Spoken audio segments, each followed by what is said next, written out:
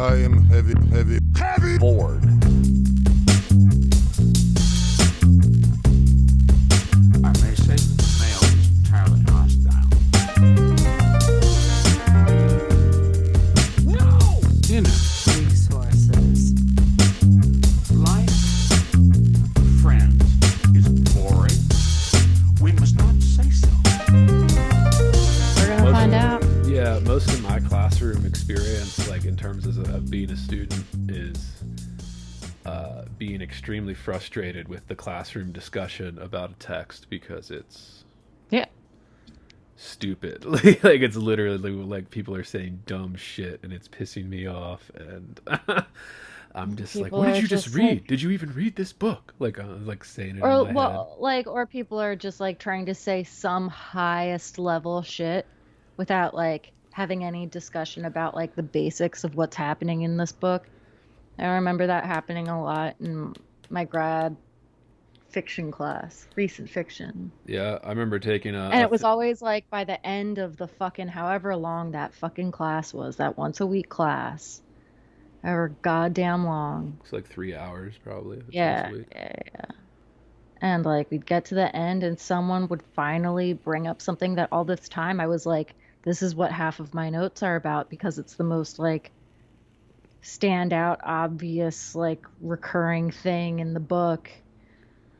It's what most of my shit, like what most of my notes are about. And like we haven't talked about it at all until like the very end. And everyone was like, yeah, that's what it's really about. And I was like, why does it feel like we just wasted 3 hours to make the most sort of basic claim? Or I don't know. Like it just felt like we were At least you talked about claims, dude. I mean, mine was talking mostly toward just like nothing. mine was mostly a teacher being like, "So, what do you think about this?" and the student being like, "Well, I liked it." No, our conversations were very much about socioeconomic status and how that is. uh, and there was a lot of talk of ideology and how we all think ideology is something it isn't, but that was never fully made clear to me, except as something that my teacher said that I guess I was supposed to take to heart. Wait, what ideology? Just generally as a thing, like as a concept, what ideology is. Huh. And he said you should read, such and such. I don't remember. I'd have to look back at my notes to figure out what, critic or theorist had written something about ideology that was like supposedly the thing we all needed to read to understand what ideology is, and I guess how it relates to, like, I don't really understand entirely what this had to do with reading very recent fiction, but it seemed that everything was in the lens of maybe ideology, though we didn't really discuss it a lot, and socioeconomic shit. Right. Well, we've run out of things to say. I texted you about this.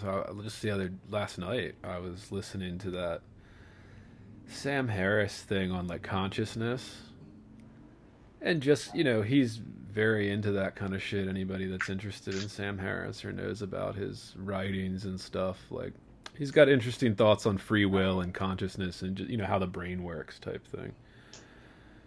And I was just so like kind of God, it just furthered me. I started thinking of like our Bloom conversation, the way that like critics use the word consciousness and what they try to mean by it. What do you mean? Basically, what Harris was saying was that we really have no idea where consciousness comes from, and he says it as terms of like the mechanisms of the brain that's still a mystery to us. Kind of like if we define consciousness of just like having the lights on at all, like in terms of just a person being aware that they're a person, kind of thing. Yeah. and we really know very little else about it. What it does, being aware of how and he used the example of speaking, so like you and I speaking right now, it's not like I'm consciously processing like all this stuff, I'm just talking and it's happening kind of thing. So I don't know, it just further cemented me into this kind of critics should not use that phrase to mean what they think they mean by it.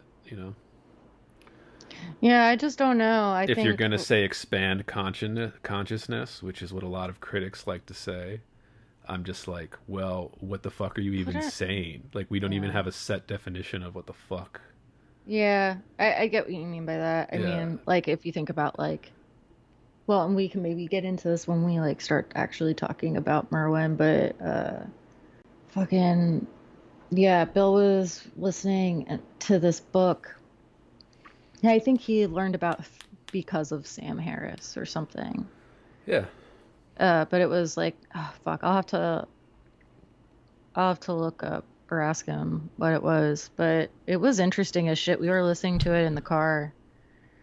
And they were, basically like it was exploring like what science there is, what like they're currently doing to understand consciousness and how it works. And there was this one thing, basically there were a bunch of studies that they were doing with patients who were locked in or like in a vegetative state, right? And basically trying to figure out if they could determine how many people who were in quote unquote vegetative states were actually like conscious, right? And how, like, and therefore actually just like locked in instead of actually vegetative. And it was like fucking insane. I mean, you're starting to see some of this shit come out now, but one of the things that they did was like basically like this girl who they were trying to figure out if she was like in a vegetative state or if she had like if she had some awareness.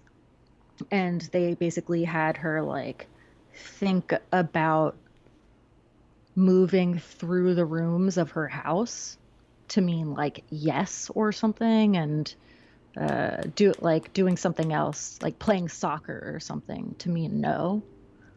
And it was just really fucking interesting, dude. So basically like they now have a means for people to be able to communicate even if like they have no like other way to reach out. Like if they can't speak, they can't like really use their face in any way. All the natural unconscious things that our body does for us that we're not aware of, where you're just not doing them in a vegetative state, right? Like I'm trying to unfreeze my video. Yeah. Is mine frozen? No, mine was though. I just turned it off. Yeah, I just turned it off and back on. Yeah, so it just got me thinking, and I started thinking back to our conversation on Bloom with like, conscious, unconscious illusion and all this stuff, and I was like, man, it just further cements my kind of literary critics should not be using these terms. Like we should not be using these to mean what we're trying to say, because I do understand why they use it, right? Like, because we're talking about something that's very hard to articulate. Oh, like, dude, you'll never get away from like lib arts people trying desperately to understand science. Yeah, but not even like understand it. I just mean, science doesn't even really have an understanding of the thing they're talking about. And I know why they use it. They're because art is hard to talk about. And we're mostly talking about our reactions to a piece of art.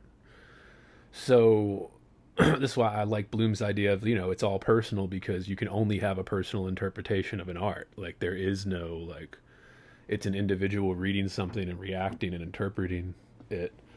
Yeah, there is all of that, but also... And he means that, and I guess consciousness and stuff is used as a shorthand to mean, your reaction or your kind of stimulation. So you're talking about a context in which someone says, like, this poem will expand one's consciousness, for example. Which is a common thing people say, right? Like, which is a common thing. Yeah, they just mean expand your mind, which is just which A means saying. teach you something, which means alter your perspective, which means stimulate you in some way, I mean, it excite might you. even fucking mean change the, structure. It could mean change the structure of your fucking brain, and it would still mean the same thing. Like it doesn't, you know, it just means grow. Yeah. Well, that's the thing is Mentally grow. I don't necessarily think. Some, Well, I mean, we could call it growth. Yeah, we could call it growth. But yeah, I just mean as in it, like it wouldn't matter if whether it was like, yeah, I don't know what I'm saying, but yeah, doesn't matter. yeah. Fucking, it's just people wanting to talk about like consciousness and like, I mean, it's the same thing when people talk about like all of the transcendental shit, Right. you know. Transcendence. Yeah. It got me thinking, especially as we're reading Merwin this week, because he's very lofty in these kind of, like a lot of Which the I fucking love. That's my shit. well, I just mean like, yeah, a lot of the themes are big, lofty things and ideas that, yeah, it just got me thinking of like, okay, so when we're talking about this stuff, what are we saying? And it got me thinking of this thing of like altered consciousness and what do we do with that? Like, how useful is that in terms of telling us whether a poem's good or not? Is it actually saying anything? Kind of like when we say that this poem expanded my consciousness, like what the fuck are we saying? I don't think we're saying anything about whether, well, I mean, I don't think that's even a statement of good or bad. It's just it's your personal sort of relationship to the poem. Yeah. Right? Like I could read a poem that is technically awful, but has a phrasing in it that expands my consciousness. I mean that's how I feel about Bukowski. I mean, I liked him a lot better when I was younger, but as I got educated in poetry and I understand why like kind of academic circles don't care for Bukowski because he's not very structurally or technically inclined. But man, that shit resonates. Like man, some of that shit just I still think about some of it. Like stuff that I'd read over a decade ago, 15 years ago that I still can remember and just be like, "Oh yeah, that captured something that stimulated me, that made me interested in this art form more, all that kind of stuff." That's all it's got to do. Yeah, well, that's the thing, right? Yeah. So when we say expanding conscious, I just mean, yeah, we're putting something on the art again that it probably can't do, right? Like that we're putting a limit on it that we think is helpful with talking about it, but I don't know how. I don't know. Whatever. I don't want to get bogged down with this. I was just thinking about it. I'm just rambling now with like my processing my thoughts. I mean, it's all the same shit I feel like Ben Lerner thinks that he's doing. Well, Like he's another one where in his sort of effort to, define sort of the culture's attitude toward poetry at any given moment, or why one may or may not be inclined toward poems. or just like a Like learner. what he's trying, I think, in some way to capture, and that like fell flat because it wasn't maybe done well, is the thing about poetry that I think you hate, which is what you might identify as the like sort of abstract piece of it, which we could argue about the term. I don't really care about that, but I just mean like the thing in poetry that seeks to like not always but very often express something that is unexpressible and is hard to pin down. But I not even that. I just mean like, when we did our learner episode on his one essay, not that he's doing this in all of his works, but that one essay he put out that we did with the hatred of poetry. Episode 10, available at patreon.com/heavyboard. It's It's probably an inaccurate description well, of what he's he'll say transcendent and divine. We had a whole conversation about what he means by transcendent, reaching the transcendent. I think he means the same thing as kind of expanding consciousness, right? So this big abstract term that can be used a bunch of different ways, and we really doesn't get us any closer to like in my opinion, understanding, but it is talking about something real, right? Like that kind of felt change that Bloom calls it, like that kind of we are feeling something here. We just don't know what else to call it, but like an expansion of consciousness But or like a or the top of your transcendence. head being taken off. Right, yeah. Just same idea. That's all we're ever really saying.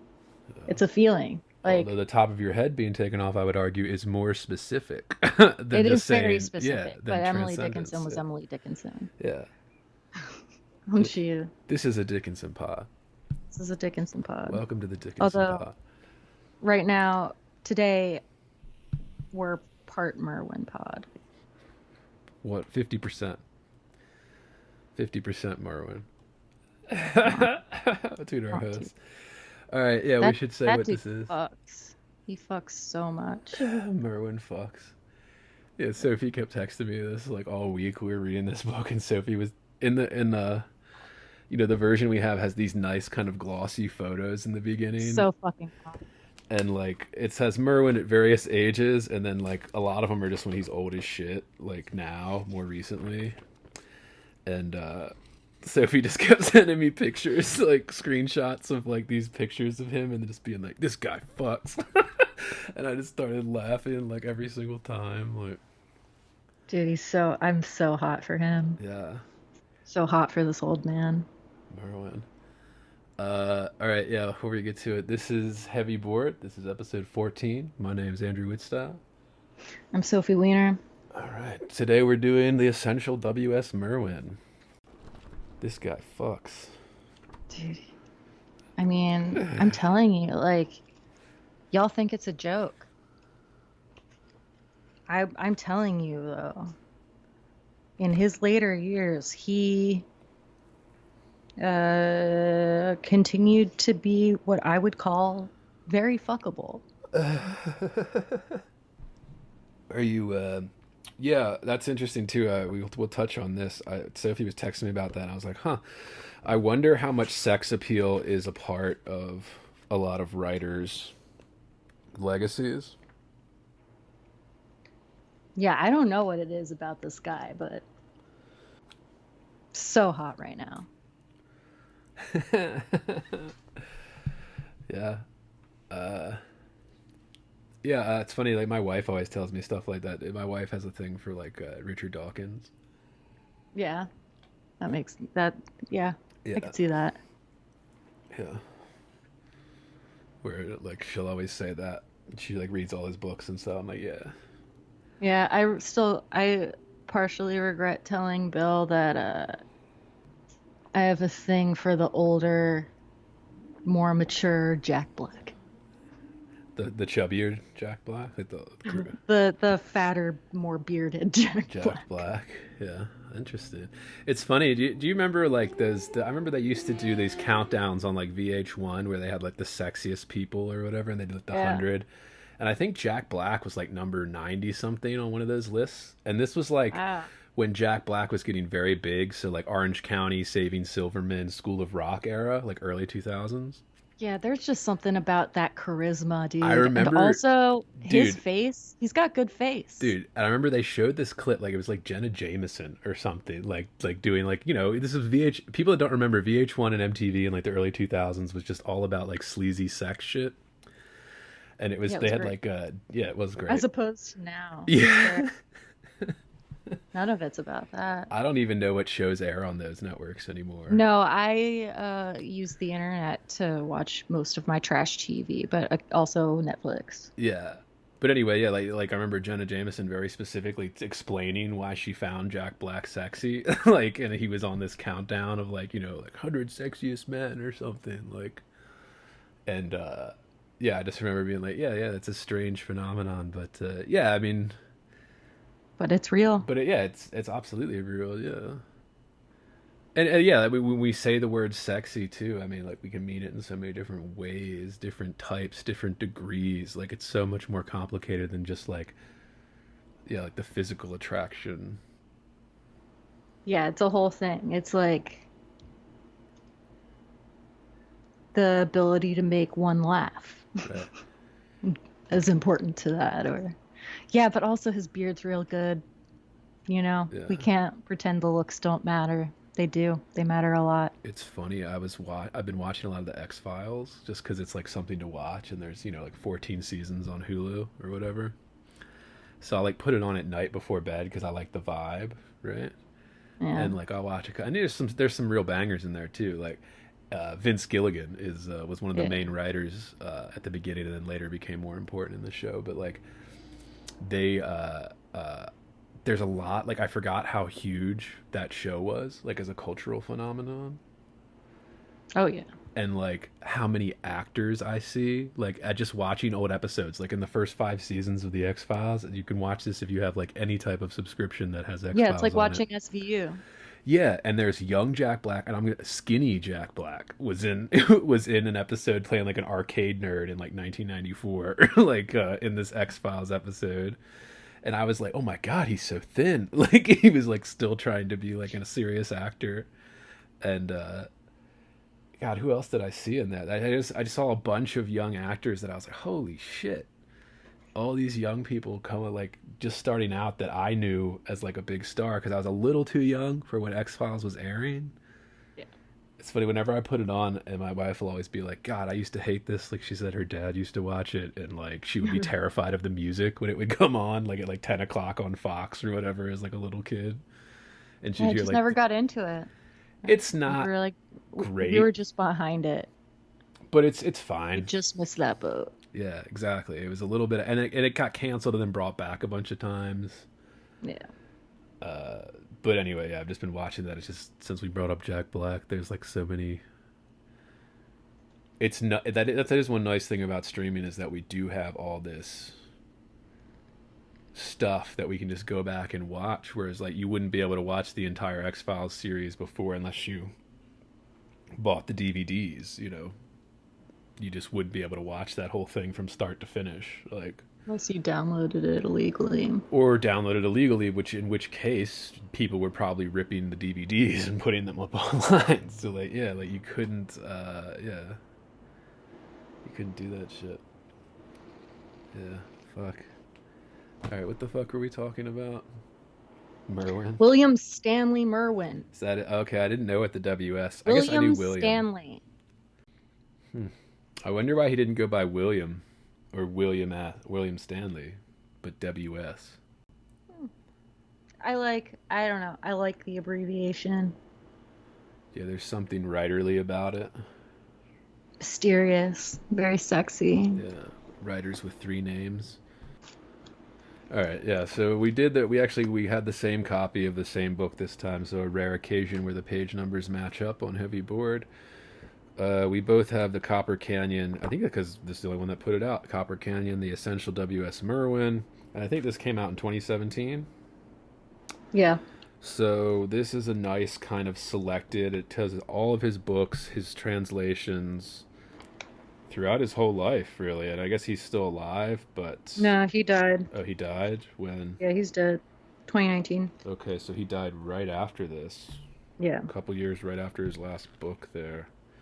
You can feel that, like in his last couple books here, you don't have the full thing in this book, but you have excerpts, and it's very much. I mentioned before on an episode, I've been very fascinated with these kind of writers as they get older and start writing about death, and I don't know, I just find it fascinating. Pick yourself up a copy, Copper Canyon. It's a good little book. It's a nice little anthology to have on your shelf. We'll link it in the description as always. And let's just dive into thoughts. So what did you think? You should start because I'm only going to bring negativity to this. I went in not knowing so much what to expect because Same. it was just he was not one of the writers that I guess I gravitated toward. Same. Initially, like when I first sort of became interested in poetry, really sort of, I don't know, I want to say there's restraint here that I was not interested in until like, I don't know, the last like 4 or 5 years. Right. But it was also like I from what I knew of Merwin, he was like,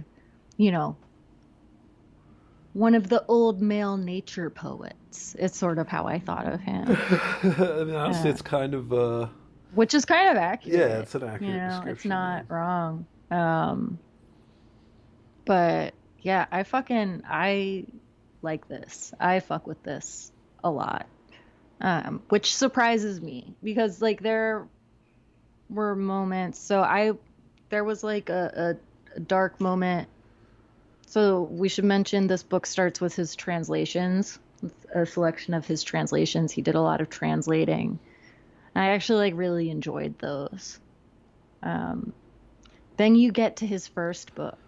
That's just like his poems, and I wanted to kill myself.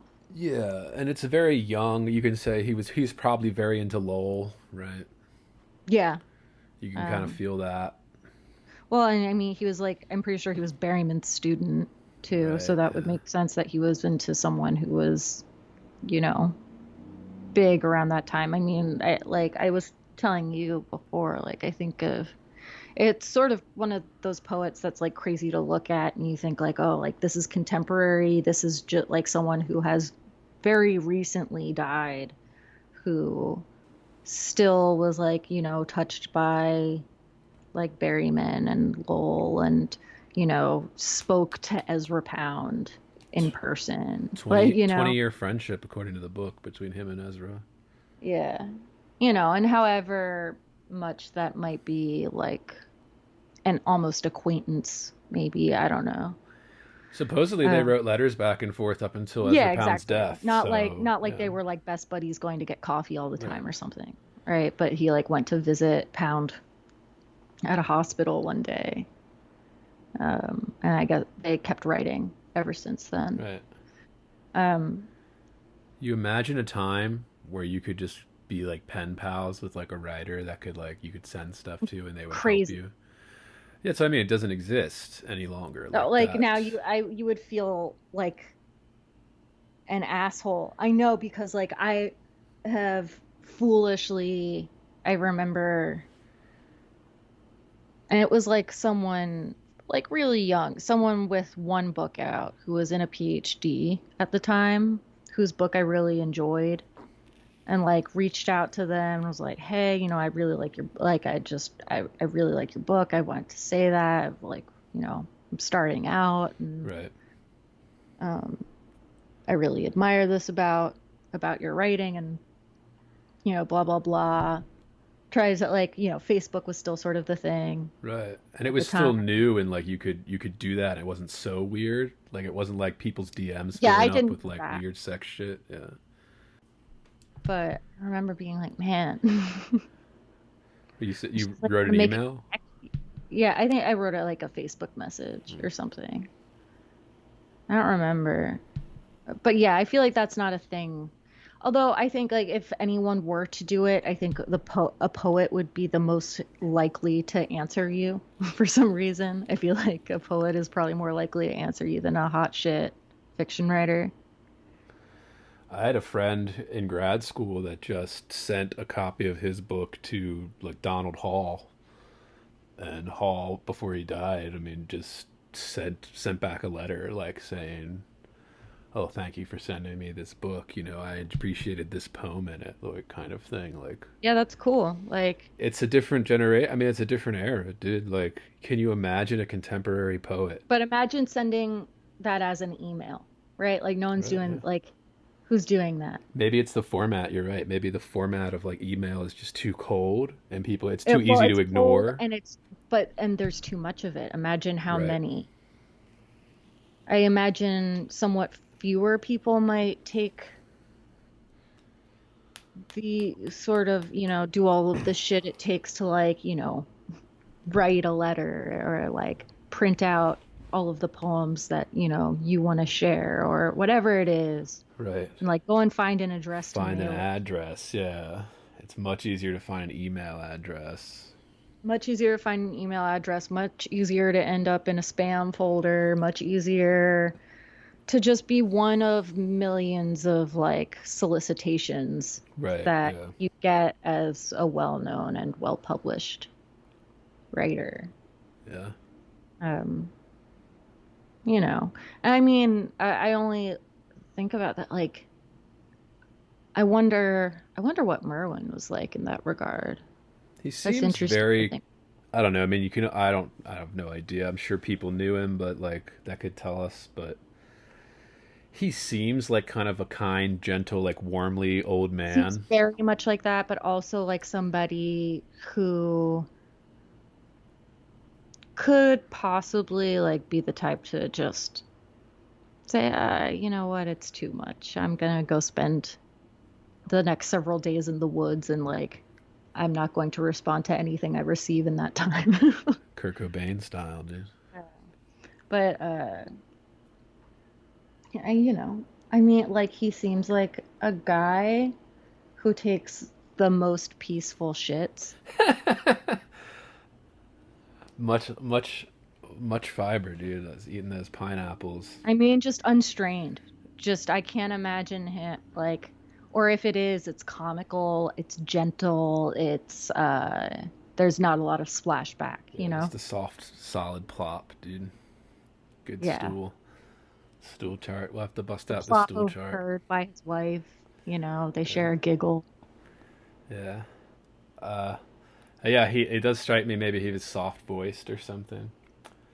He wasn't I mean, if you listen to him, like he has a great voice. Okay. He has a great voice, dude. You should fucking listen to a little bit of it. Yeah, I didn't listen to Great, any of it. maybe a deeper voice than you would think, but very. I mean, it's great. You would. I loved like it was one of those rare occasions where like you love to hear them read their poems, and Yeah. they sound exactly to me.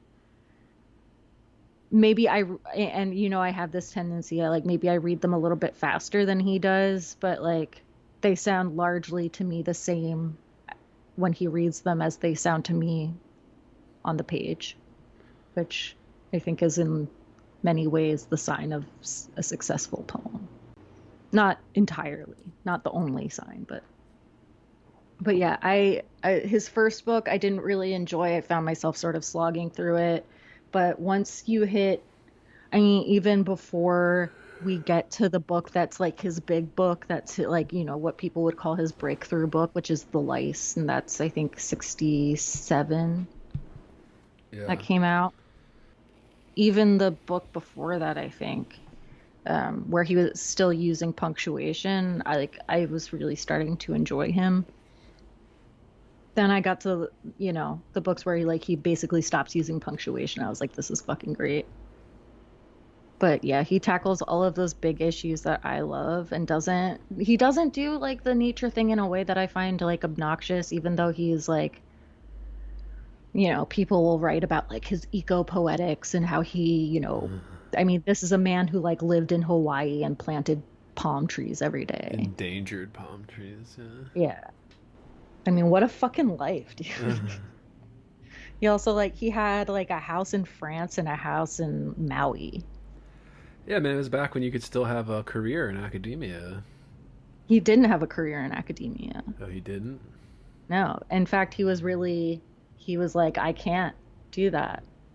Like, I don't, that's not going to be for me. Shit, Like, I'm I'm feeling not, that way I don't, too, it, dude.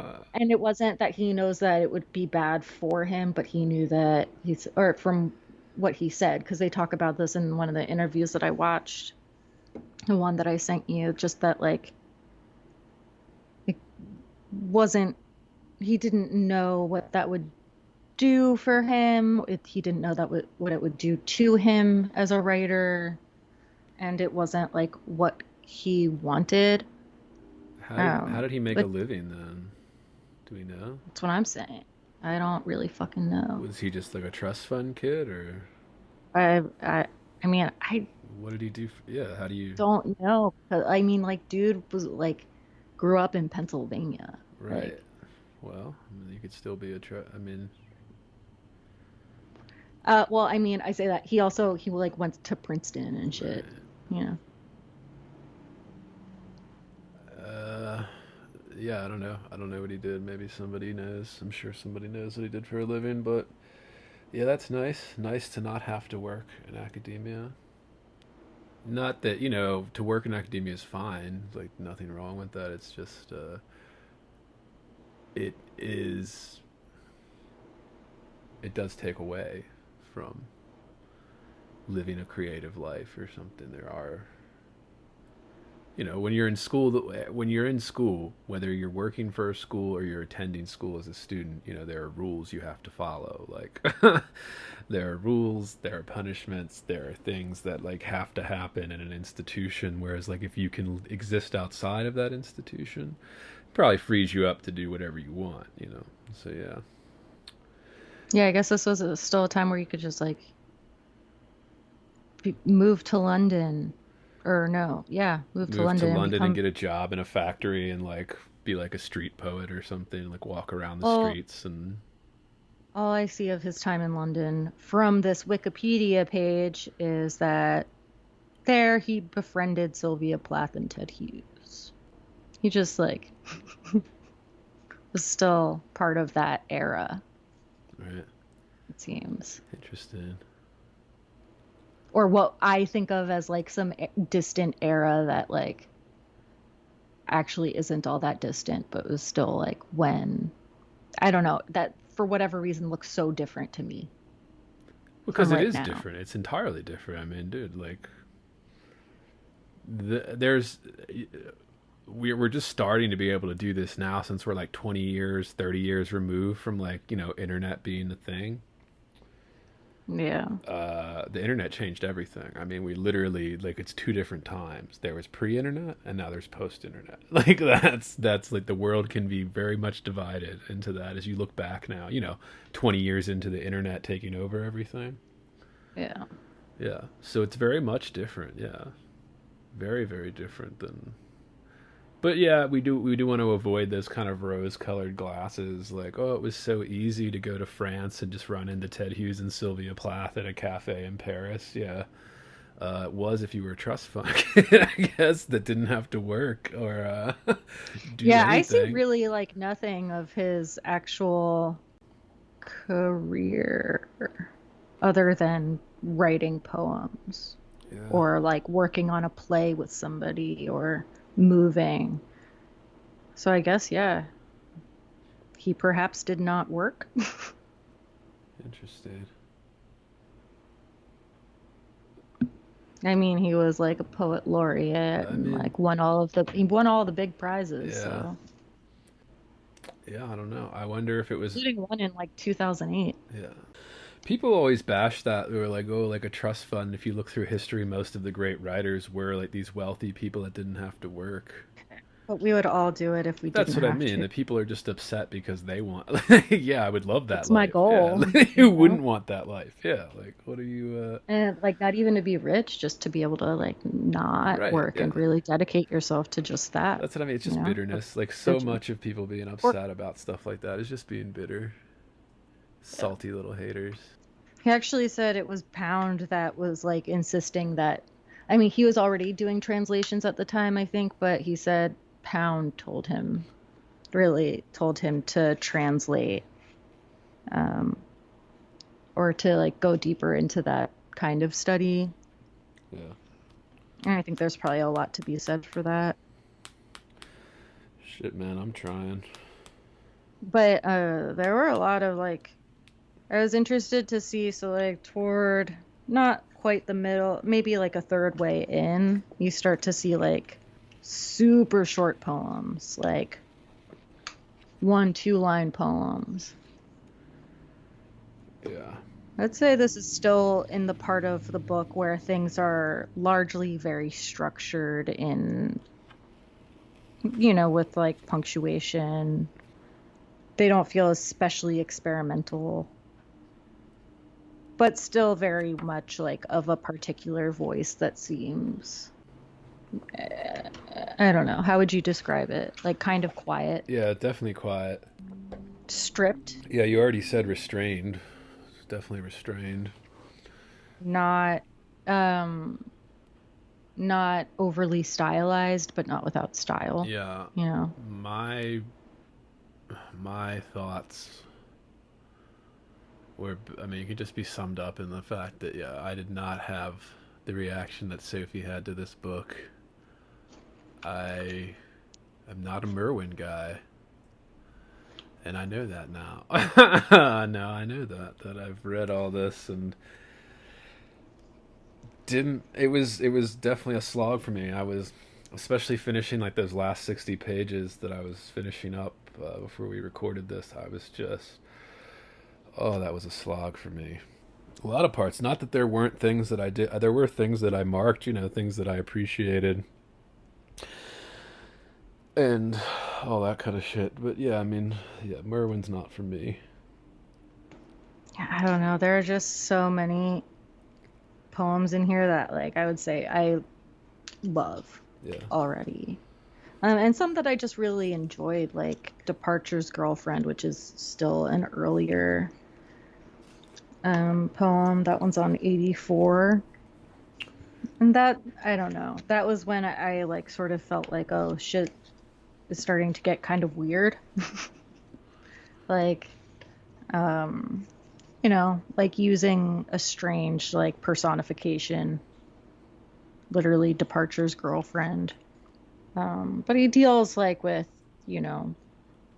big, difficult subjects that you always risk sounding cliche to discuss outright. Right. Even, like, even his most, like, nature themed or, like, climate change themed poems don't seem, I feel like you always, like, run the risk of sounding a little bit obnoxious, Yeah. right? Which is sort of what, Probably less so in the 70s when he was writing that, though, like, yeah, it was still kind but of new. that's true. But even still, like, now doing it not overdone, and so it feels really, like, earnest and not cliche. Right. And it doesn't feel like this sort of, it doesn't feel like it's moralizing at you. Yeah. My first question, when you were talking about the first translation section with this, I was like, all right, like, he translated from, and these are multiple languages. It's not like he just knew one. He knew a few. Right. Although it looks like some of the Asian languages for those translations, he had somebody help, because those don't translate as cleanly either. So it's you're going to lose something in the translation if you don't speak the language fluently. Then you're going to miss things. But my first question is, like, it does seem like it was like an older poet's thing, like a generation ago or several generations ago, that they were very obsessed with translating, like Pound and all this kind of stuff. And I just wonder, like, kind of why that is. Or why do we think it is? Well, I mean, I know roughly what, well, first of all, like I already mentioned, Pound sort of said, do this. Right. And one of the things that he said about becoming a writer was that, you have to try your best to, like, write a certain amount every day, but, you're like, what, 20, so you can't write every day because, really you have nothing to say yet. So you should do translation and, like, get better at listening and, like, learning Right. from The universal but in different expressions kind of thing. Yeah. yeah, that kind of thing.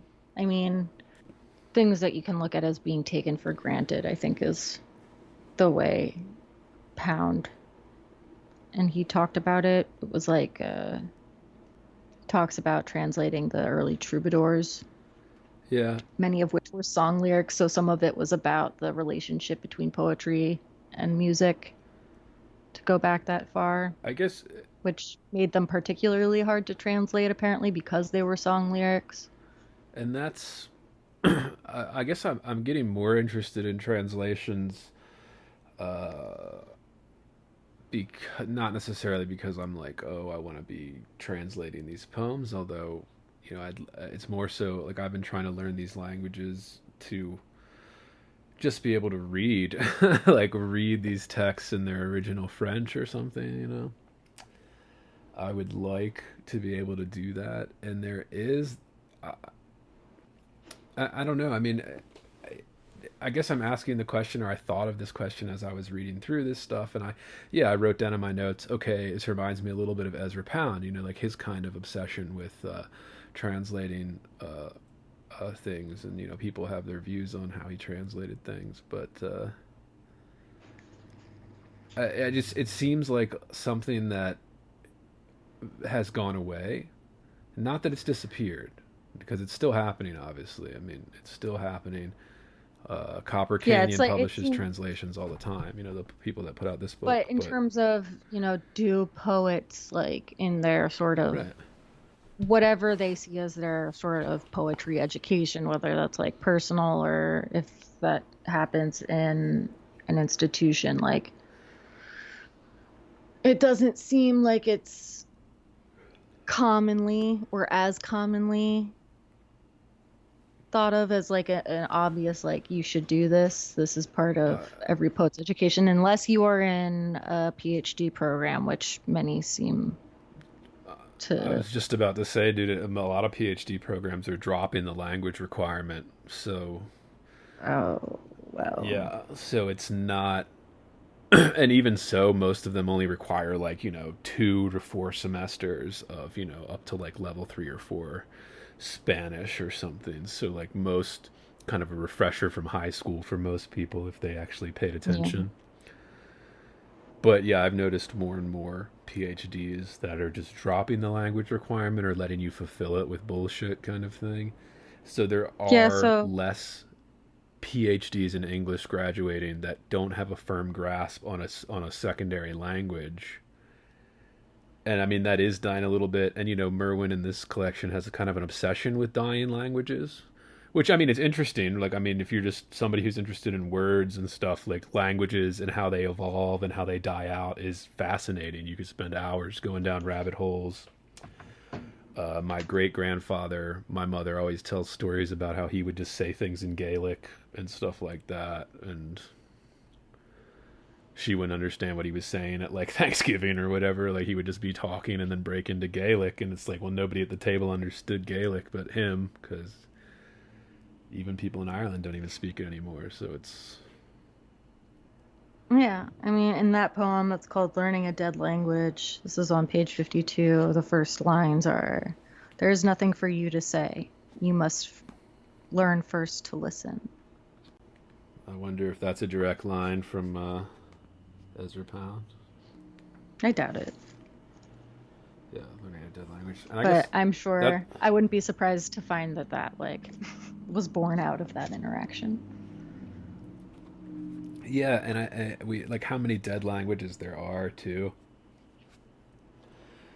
It is kind of crazy. Like I talked to you about this the other day, where I was reading a lot of Joyce recently. I pretty much read all of Joyce, uh, including his poems, chamber music, and all that kind of stuff. But it kept occurring to me that like when they would give, like he would, you know, part of like Ulysses and a lot of Joyce's stuff, he would just break into Latin or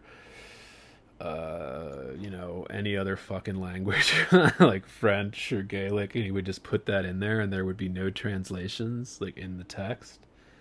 And it was just like, okay, because at that time, if you were educated enough to read a novel like this, then you probably just knew Latin and French and all these different things, because you just used to be taught all that at the same time. And that's just not happening. So yeah, I mean, I guess it makes sense that it's like the older generation was more into this than the current generation. But yeah. Well, not just into this, but like it was expected, Right, I think. expected. It was part of the knowledge base that you would be expected It was to know also as an expert in literature or creator or whatever it is. also like we can talk about like it was your education was probably a bit more rigorous because you were probably competing with a lot. Well, the competition was probably different because you were competing for fewer spots at fewer schools. I mean, with fewer people, granted, Yeah. but you know. Right. Harvard wasn't nearly as competitive as it is now. Yeah. All that kind of stuff. I mean, it literally wasn't. I mean, like what? Like it used to be Yeah, like, well, there were fewer yeah, people. fewer people applying. So when you only had like 100 people applying, like yeah, okay, 15% would get in. Now we have 100,000, so only like 0.5% or whatever like get Yeah. accepted. So yeah. All right, enough on translating. Let's get into some of these books. Which one would you want to hit first? Do you want to? I don't think we need to hit all these books, but Green with Beasts, 1956. Yeah, that's some early shit. Were there any from that I marked? I put Dead Language as the best poem in there, Yeah, but yeah, learning a dead language I have. nothing that I was like, oh, I really want to talk about. Yeah, this book didn't I didn't love it that much. It wasn't even until the following book where I really started to get interested, and then even then not until 63. It wasn't until The Moving Target that I got really interested. That's also where we start off with maybe things that are more personal, which I'm kind of surprised that I was more into that, but I also think it's where his poems start to get shorter. He starts to experiment a little bit more, I It was think, and it was just in the things air. start to I get mean, look at the stranger. date, like 1963, 1960. I mean, dude, what was happening? Oh, Life Studies was coming out. Like, literally, Yeah. confessional personal poetry was becoming the hot topic du jour, right? Like the kind of Still really, really concerned with the natural world, but also that's a thing, concerned with the natural world, but really, really cerebral, which I guess, that might be true of a lot of sort of nature-y poems, but definitely not all. And I'll just say the title of the 1960 collection, The Drunk in the Furnace, fucking his best yeah, title. That was his best title of books, probably. drunk in the yeah. Great title for a poetry collection. Yeah, none of the others really stood out. Shadow of Sirius is a pretty cool title. The one poem that I liked in The Drunk in the Furnace, well, I guess I liked a couple of them in this one. Or, yeah, I liked two. So I liked Fable on page 63, and I Yeah, liked Plea for a Captive on page 66. yeah, I like that one Yeah. too. Yeah, this one it feels like he's dealing with big themes, and it felt, and maybe this is why, because we're getting fables and stuff, and it felt like very much interested in making a myth out of humanity, or that's sort of how it felt to me, which might be stupid, but Yeah. Fable, I liked. I liked Plea for a Captive. I thought the last line was killer. Kill it at once or let it go. yep. Yeah, Absolutely. that was a good one. And I think, Which that one kind of confused me. I was like, wait, was this speaker gonna eat this dead cat? yeah.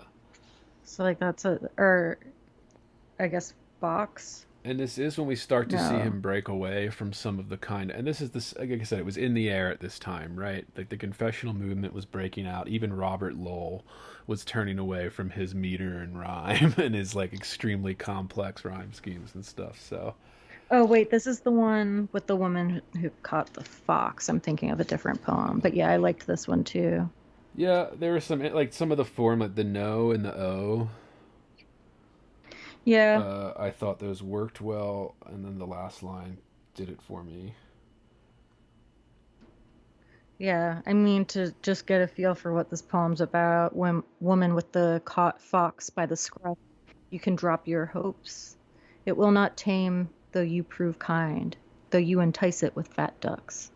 I mean, so, there's a lot in here that's about attempts to possess the world or be possessed by it.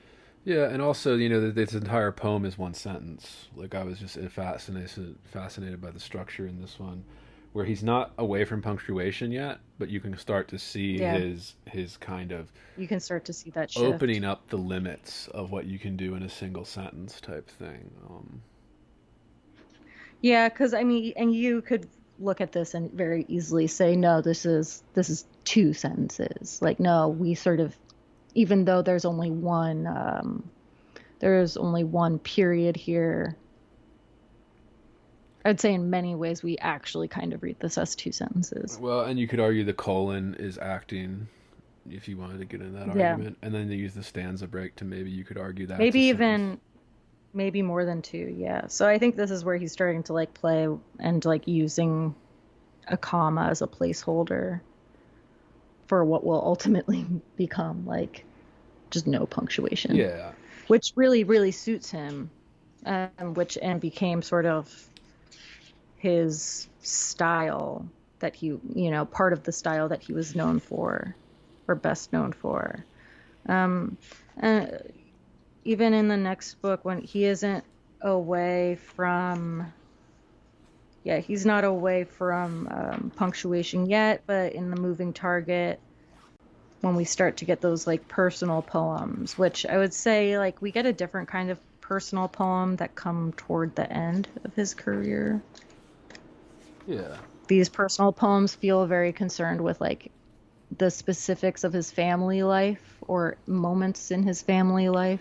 That, and was there anything you wanted to cover specifically in the moving target? 1963. You said Departure's girlfriend. My thing about the thing with moving target, and this is just one of my personal pet peeves, the really short ones, the single sentence ones. They bothered me too. Yeah, they bothered me. I wrote down like how I just like the short poems get on my nerves. Like these are fragments. They just never. Yeah. I'm just never convinced of them. Yeah, these are fragments. I'm so never convinced of them. Yeah. This is a tweet. Like this is. And my question was, it's kind of not so much about craft or like the art or ethos or like any type of. My question was, why do these fragments bother me so much? Like, why am I so bothered by like? Because they're not. The Ezra Pounds, people on the subway, fucking metro, whatever. I'm so bothered by these like little fragments that people call poems. So there's like this whole rest of a page. It's all really empty. That, and I don't know if I think it's lazy or if I think it's weak or if I think it's I really. It's just it feels unearned. It feels unearned Maybe here, but it's also like why. Like you can get away with that if it's like a perfectly placed moment in a book of poems, Yeah. But I think it feels out of place here because it's the essential Merwin, right? And you get these poems that maybe don't appear quite where they might in the book. I don't know. I don't know if there were poems in between these really short pieces that like spread them out across the book. I don't know how many other poems were in the originally published collection that these were pulled from, but yeah, here it just feels like what? It just feels like a missed opportunity. It just feels like that. Like maybe there could be other poems here that like would be more essential. I don't know. But maybe there's something very essential about seeing a few of Merwin's like super short poems. Yeah. Especially if they're just observations, like people waiting for a subway, right?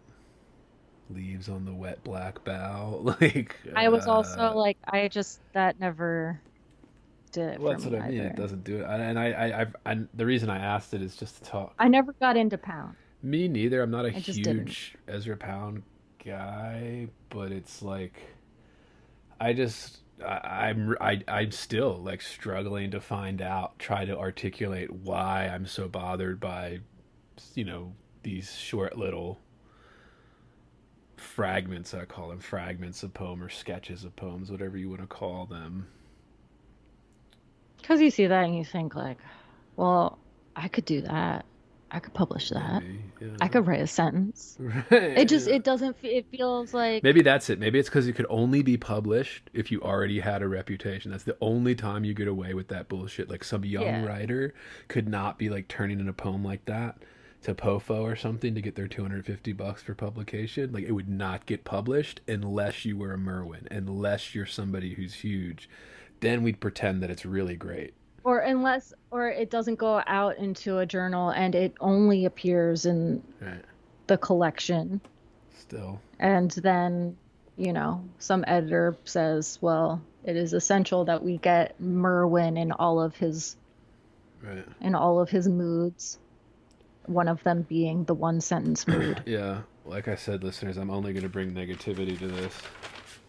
I might have felt less frustrated if they had maybe shoved a few more of those single line poems onto that page. There were I think that's what it was just like, if this is so essential, give me more of this. It was interesting too, because like I was texting Sophie, like as we always do, like when we're reading this shit, and like as we read through it, and then like I'd be like, God, I'm so bored with this, I don't like this book. And then Sophie was texting me like, oh, I love it. Like Sophie was like, I mean, I've been inspired as shit by it. Like, and I'm like, oh fuck.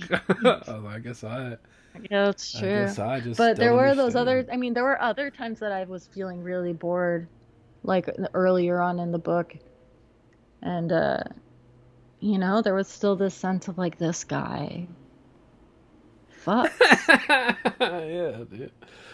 This guy has so much sex. Yeah, he was probably getting a lot of pussy, dude. Yeah, as poets often do, unless they're just hideous. But even if they're hideous, they'll probably still get a little. But yeah. Yeah, man, you gotta hear him read. All right. Or just listen to him talk. It's good. Yeah, and I didn't have enjoyable. time to do any of like the stuff we like to do at the Heavy Board podcast. We like to watch those lectures that have like 500 views on YouTube. Yeah. And absorb them and bring them into our thinking and all that. But you want to move on to the lice, the next one, 67? Yeah, the lice is the. I mean, if we want to, yeah. Well, do you want to read one of those tiny, tiny poems just so? Is that in the moving target? Yeah. Okay, I'll read the one that got me at first. Separation. Read the one that really got Separation, you. page 80, where he says, okay, separation. Your absence has gone through me like thread through a needle. Everything I do is stitched with its color.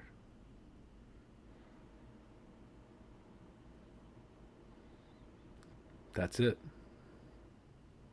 That one really got you, huh? That wasn't the one that like pissed me off the most, because that one I was like, yeah, okay. Which one pissed you off? The one that's unable to endure my No, world? Unable to endure my world and calling the failure God, I will destroy yours. Like, that doesn't feel entirely unearned to me. I just like, I need there to be more of these. Dead hand on the next page. Temptation still nest in it like basilisks. Hang it up till the rings fall. And then you get a long poem, which is Departure's Girlfriend, which for some reason I found comical in some way. I didn't mark anything in it, so go off, dude. Speak on it. What do you... This is where I was like, still like, I was maybe a little bit bored from the books before, and before anything else, I wrote, oh, fan of the simile, because I was like, oh my god, he uses so much fucking simile. But it's just like, it's one of those poems that feels really mysterious, and it feels like being about departure and how, it's about, in some sense, and I think, like, not just loneliness, but like an aloneness, like, or, that when something departs, you don't go with it. So there I was on my way to my boat, feeling good to be going, hugging this big wreath with the words like real silver, bon voyage. The night was mine, but everyone's, like a birthday. Its fur touched my face in passing. I was going down to my boat, to see it off, and glad at the thought. Some leaves of the wreath were holding my hands, and the rest waved goodbye as I walked as though they were still alive. And all went well till I came to the wharf, and no one. But he said to me, it isn't your boat. You don't have one. I said, it's mine. I can prove it. Look at this wreath I'm carrying to it. Bon voyage. Which, like, that moment felt hilarious to me. Did it, like, he said, this is some stone wharf, lady. You don't own anything here. Like, I mean, it like that was just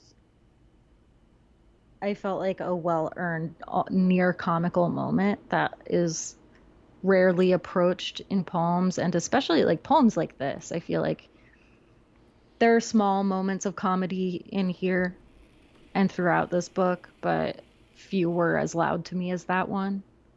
But look at the reef I'm carrying. It says Bon Voyage. It just felt really. It felt like a.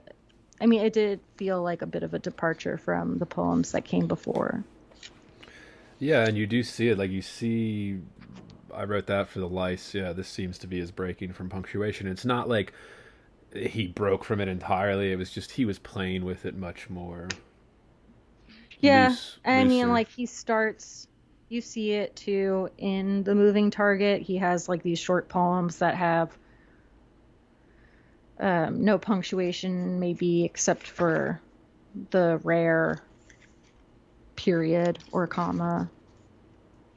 But yeah, in the lice, that's in 67. We lose most of the punctuation almost entirely. Yeah, I think there was maybe like a couple places, but this is where like all of the really heavily anthologized poems are. right.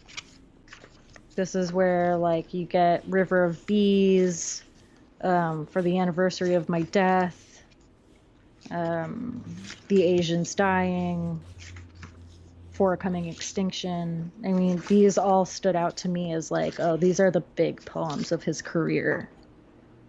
Or the ones that I think of being as the big poems of his career, because they're the ones whose titles I know. Anything you want to talk about? The only one I marked. And honestly, when I read them, I was like, I can see why these are the big poems of his career. Yeah. The one I marked in this was In the Winter of My 38th Year, page 109.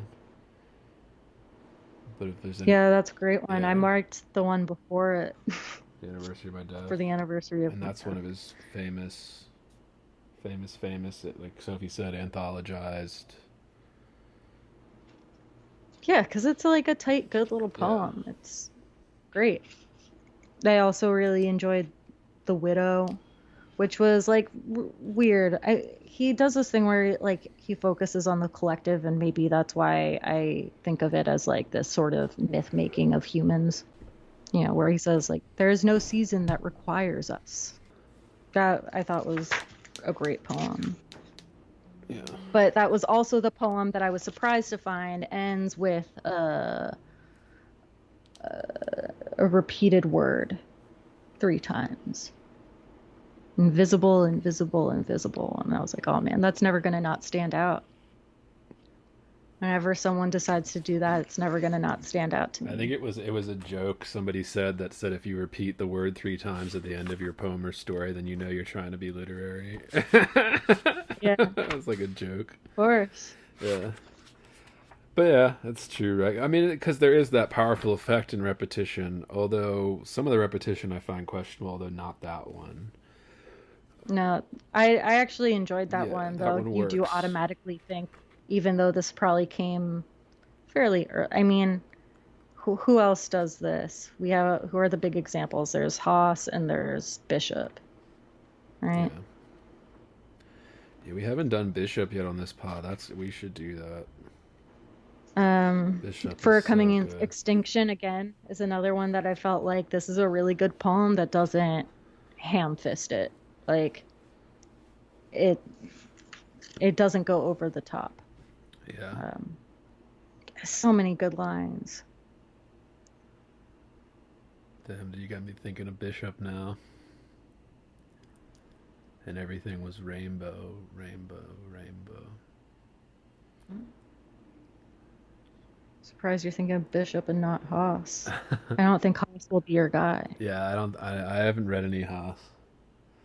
Although I do have his Uh, book, The Little Book of Forms, or The Little Book of Form, or whatever. yeah, no, for coming extinction, I really enjoyed Gray Whale. Now that we are sending you to the end, that great God, tell him that we who follow you invented forgiveness and forgive nothing. My I mean, that's a fucking killer open stanza. my question about this section, and we can get more into detail, like going over a specific poem with this, since this is the one. like The Lice in 1967 was the one where he made his kind of big leap from away from punctuation for most of the poems in the collection. Yeah. And my just question is, what is that? What does that do? Why would a poet like him go away from those little kind of, useful little marks? I think for him was just part of him coming into his voice in, like, say the early middle part of his career as a writer, like, which makes sense, like a little bit older, maybe during this time a little bit more experimental, but also because he's not someone that strikes me as incredibly experimental, someone who is incredibly like someone who feels like just sort of a copy, or like they're trying really hard to copy someone else. I feel like it just gave him a flexibility to fall into his voice a little bit more, to take out some of the pauses between sentences that, like, in the same line, I think did his poems a greater justice. Yeah, and I saw in his stuff like in the 90s, he started to use kind of the spacing on the page as instead of commas. Or, I mean, not he wasn't using commas for years at that point, but he did start to use the kind of white space to imply pauses or hesitations as opposed to the punctuation or standard punctuation that you would see. My theory, why do we go across, like, why? I think he's not the, I mean, was he the first poet to really go away from punctuation? No, right? Like, Of course not. E. Cummings had already happened at this point, or I guess it was the tail end of E. Cummings when he was publishing his first. I never really read E. Cummings Yeah. and know very, very little about. I would say, actually, I know fucking nothing about E. Cummings. Yeah. Except that he didn't like to use capital letters. His love poems are his best poems, I'd say, about E. Cummings. But yeah, he's another one that just, his reputation is such that people they either say they love it or they hate it. Yeah, I just don't know it. But like you said, yeah, not using punctuation. Okay, so we get freedom. You're not constrained by the. It's not even freedom. It's just a different kind of flexibility, right? Like, to do something different with, like, your particular cadence and your, want for urgency in certain places. Just the way it suits his ear, however he hears it. Which I think we also are seeing a lot of right now. That's really hot right now. Yeah. Is to doing the no punctuation, bleed over, make this sentence become the next sentence kind of thing, which isn't really. I assume it was more novel at this time, but also, like, it doesn't.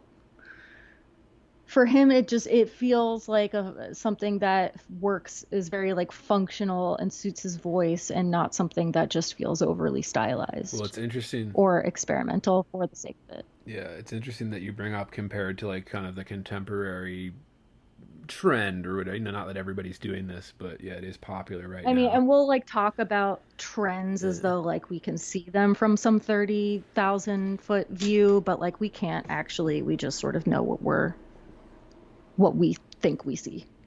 The other side of the coin, no punctuation. So for me to keep bringing my negativity to this book and Merwin's work is, it's easier, right? No punctuation? Yeah. I wouldn't say so. I think it presents its own complications. I think people think that it's easier, and then like, I think that's misguided. Like, I think it's well, you're right. Difficult.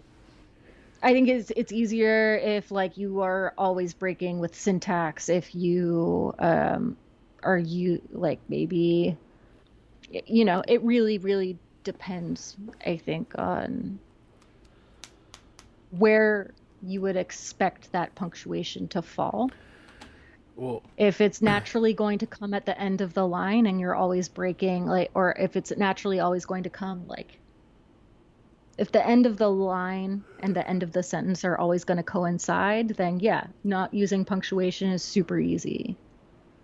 Or if you're not, if you're always breaking where you would expect there to be a comma, yeah, it's going to be easy. If you're always breaking in on exactly the same kind of syntax or the same part of speech every time, that's one thing. You complicate things when there's no capitalization, there's no punctuation, there's no additional space to let you know that a new sentence is starting within the same line. yeah, there's that. Although he really doesn't use capitalization to indicate sentences. No, it's not. Yeah, you're right. Because there, what I mean by that is, His poems are all initial capped. yeah, which, Or not, no, not all of them. The later ones, it looks like are actually. yeah, when word processors and you could change it, then it stopped. Yeah. But yeah, like so, like when I say easier, it makes it easier if you do nothing else. That's not why I think he's doing it. Because, like you said, you can use other things, and I think he does that. But yeah, if we compare it to the contemporary, I think it's a lot of just kind of imitation, uh, imitating somebody like Merwin or Cummings.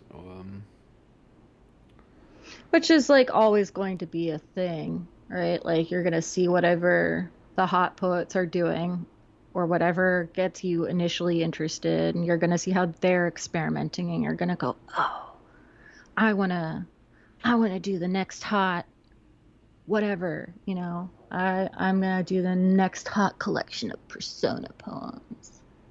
And will only Whatever it is. And I think it comes from an understanding. So once you understand your own language very thoroughly, and in Merwin's case, you can understand several others. Particularly, he said he mostly did Romance languages, so again, Germanic rooted languages. So it's like those line up a little bit better, but you do learn more about your own language when you're learning like the other languages that branched off from the same thing type stuff. And I don't know, I think you do start to try and evolve to experiment beyond, yeah, like the kind of structural confines of statements, sentences. Well, yeah, especially because like he also very much had a voice by now, Yeah. right? Or at least like I look at it and I think he does, and maybe to him it felt like somehow different. I don't fucking know. But by the time we get to the lice, it feels like it's super different in voice from his other books before it. It still feels very much like that voice, just slightly like, slightly more developed, or like slightly more sort of set into like a style that suits it the best, or like maybe just experimenting to do something slightly different than you had been doing for your last three collections, which is like, in some way, I think what you hope for, right? Like, Yeah, I mean, you're oh, well, always maybe it's evolving. actually not what you hope for, because, like, at least not as readers of poetry. I feel like when we go to rush out to buy whoever, just put out a hot book, right? If it's like a poet that we know and a poet that we like, and we just read their last book and loved it, we have some expectation that the next book is going to be one that we also like, which is to say that I think sometimes we get angry when style changes and we don't, you know, and maybe it doesn't suit us quite the same, or maybe, it isn't, as it doesn't become as much of like a cult classic. Like, look at Richard Seiken, Crush was like such hot shit. I don't think anyone really had much to say about War of the Foxes Yeah, when it finally came out. because if you read And it, I don't think it's a Well, yeah, it's not bad though. It's Like, it's not, you don't read that and go like, ugh, ugh, like it's not yeah. a horrendous book, right? Like it's just not the same, like it's very different and it is not the Richard Sykin that we wanted. Um, We wanted the Richard Sykin that writes I touch myself, I dream. yeah, Sykin's an unusual case though because he just He puts out a lot well, less. he's only put out 2 books. I mean, in like 15, 20 years. I mean, Yeah. Some poets will do that. Merwin, I fucking admirable. I yeah. mean, he put out a book every 2 to 3 years. Yeah, I don't know. I mean, Psychon's a different one, and I'd have to reread both of those back to back here to see what I. But I remember thinking the same thing because it was so different, but it was also like that book felt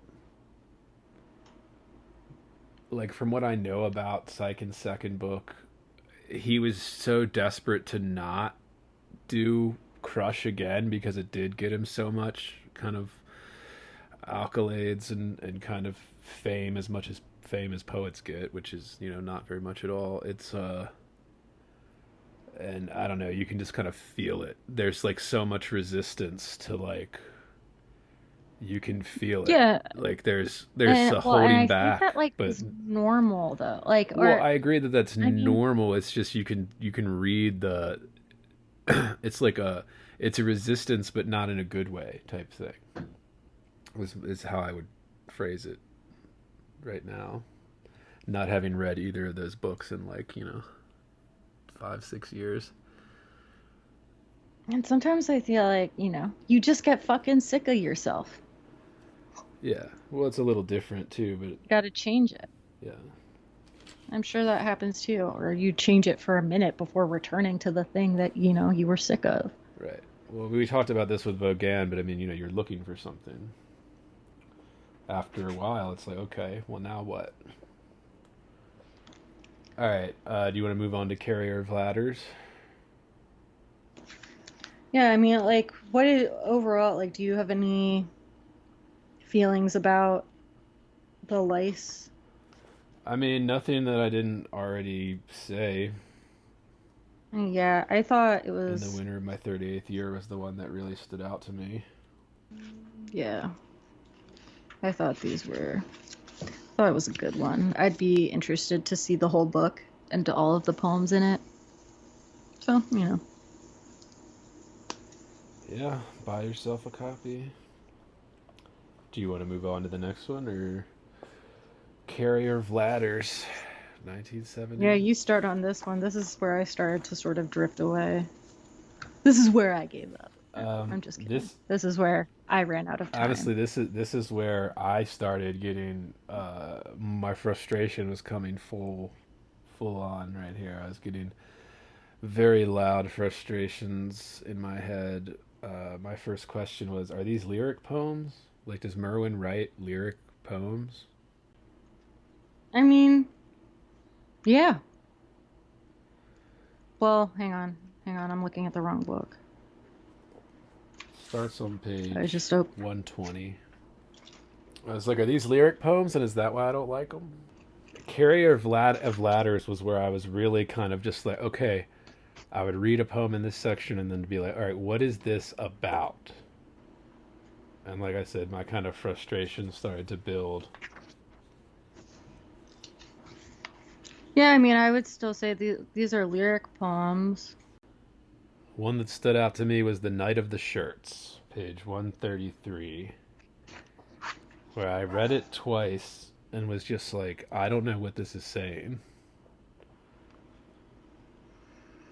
Oh, pile of white shirts, who is coming to breathe in your shapes, to carry your numbers, to appear? What hearts are moving toward their garments here? Their days, what trouble beating between arms? You look upward through each other, saying nothing has happened, and it has gone away and is sleeping, having told the same story. and we exist from within, eyes of God, of the gods. You lie on your backs, and the wounds are not made. The blood has not heard, the boat has not turned to stone, and the dark wires to the bulb are full of the voice of the unborn. Yeah, sit on that, listeners. I think this is meditation on a pile of white shirts. What's it meditating on though? You know, like that was my whole like. What the fuck is it saying? Like, okay, here's some white shirts in the corner, and I can paint you a little image about people putting their arms through it, and like, oh, the journey this shirt's gonna go on. And I was just like,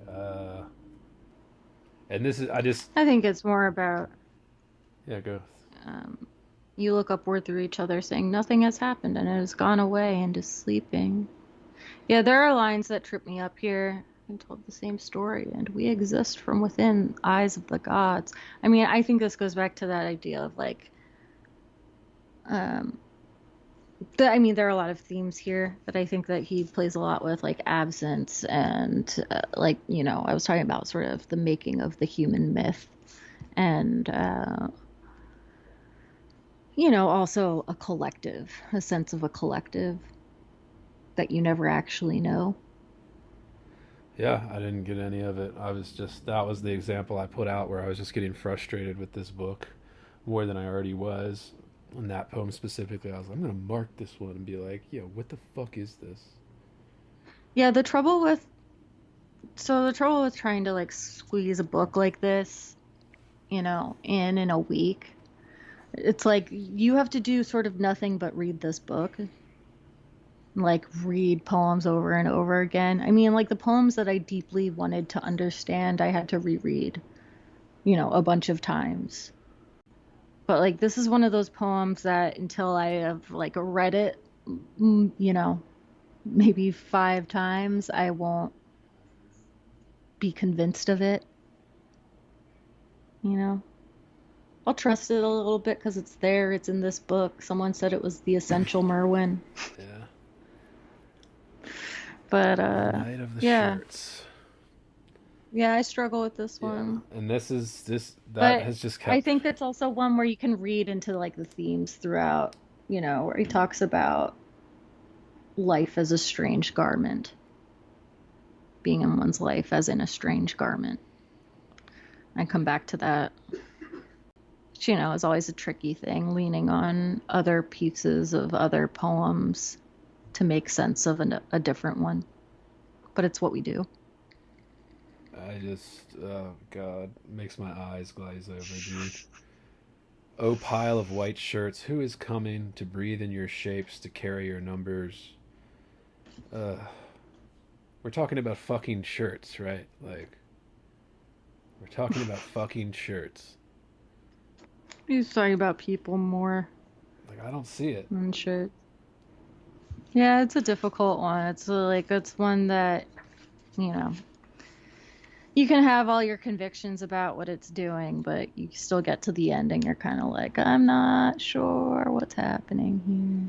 It's not even that, like, I'm not sure what's happening. He's talking about people wearing shirts. Like, is that what this poem is about? Like, I mean, you're a person well, and you wore a white shirt. I mean, you lie on your backs and the wounds are not made. The blood has not heard. The boat has not turned to stone. And the dark wires to the bulb are full of the voice of the unborn.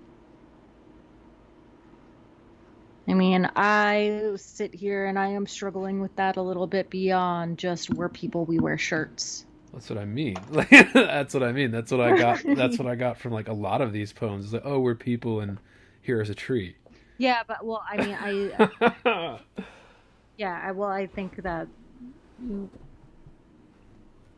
makes me sad for you, but also I don't think yeah, there are moments here like the things that trip me up aren't necessarily like that up to a certain point.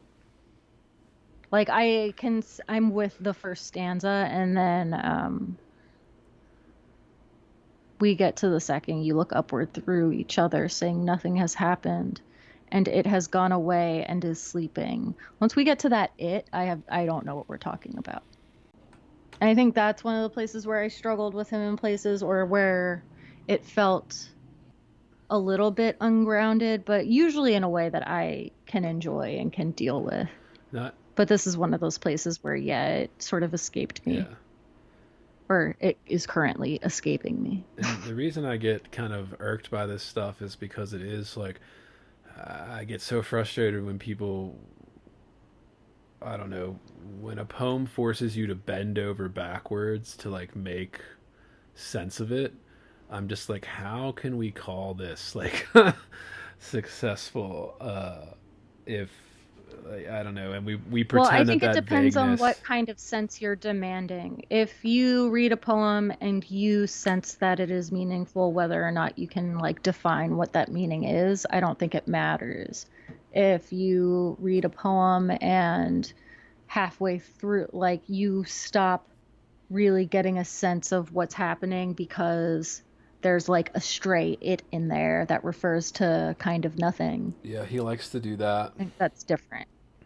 I'll bend over backwards to make sense of a poem that wants to be a riddle. Like, if it really wants that and if it has an answer.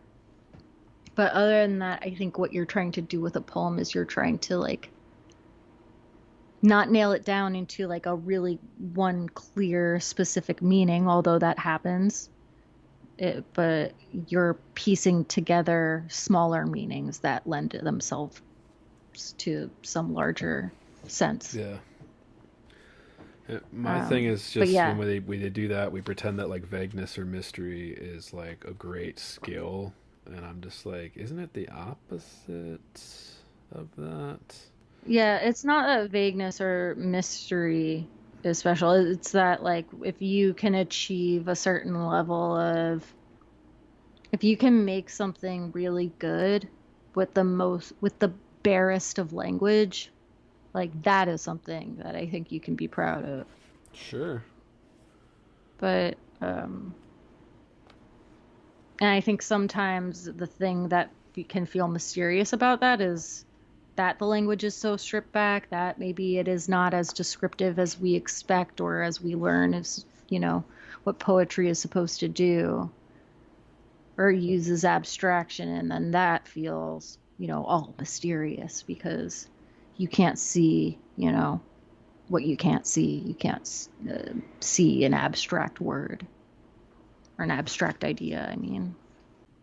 Yeah, I don't know. I had moments like that too earlier on. I don't remember. There's one here that I just put a big question mark next to, where I was like, I kind of liked this, but I really don't fucking know what's going on. And I think it was one of those cases where like you had a weird pronoun in there really early on, and I'm like, I don't know what it is here. What is it referring to? Um, and so like it sort of instantly I was lost. Right.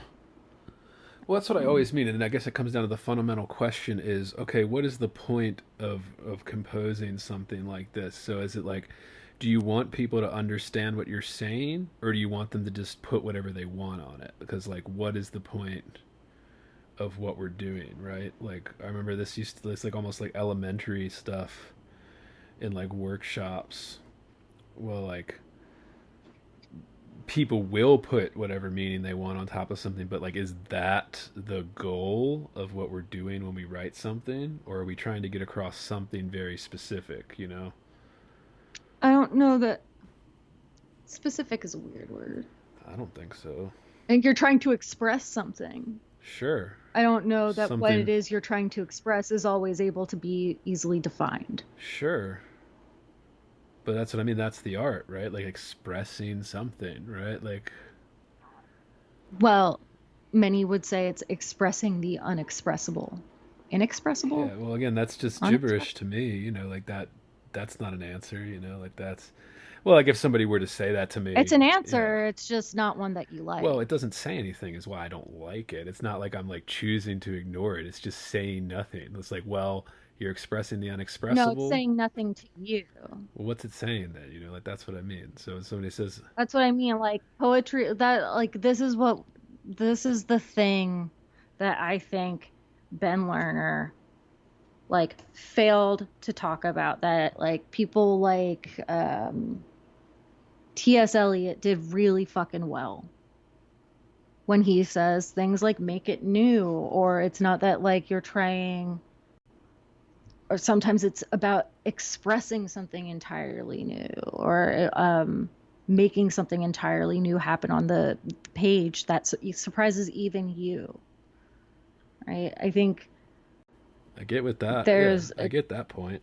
like it's not always just going to be like I can summarize this down to Well, not that like it has to be a summarized, but I just mean like by the act of writing a poem. Like the act of writing a poem, you've just expressed something.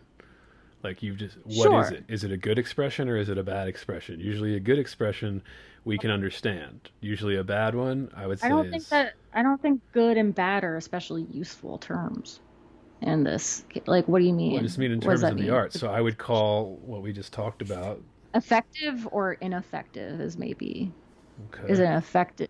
Is that what you're saying? Like, is it an effective? Does it express something effectively or does it not? Yeah, which, Because I think that's a sure. question of intention and whether it achieves intention, in part And at if it least. doesn't express something effectively, would you say it failed or it's bad? If it expresses nothing, yeah, but I don't think saying that poetry attempts to express what is not expressible says nothing. Well, right, because you've written something like it's an expression. It's there. It's written down, right? It's there. It's physical. It's on there. Like it exists now. That's what I mean. So Right. like I would call night the night of the shirts. I would say it's a bad poem, and I would say it's a bad Yeah, I mean, poem not for technicality or structure reasons, but because it says, I don't know what it says. Like I don't know what it's expressing essentially. yeah, I think it fails first because it loses me around that pronoun. I still think it's like it starts falling apart at the So maybe there is structure issues because I mean I could point to the we that's brought up to it randomly, like we just have a we. If we're referring to what's in the poem, it's just like the shirts and then like some vague sense of something, person wearing the shirt. Yeah, there are some, I think, issues of clarity here and of, not knowing what certain things refer to in particular pronouns.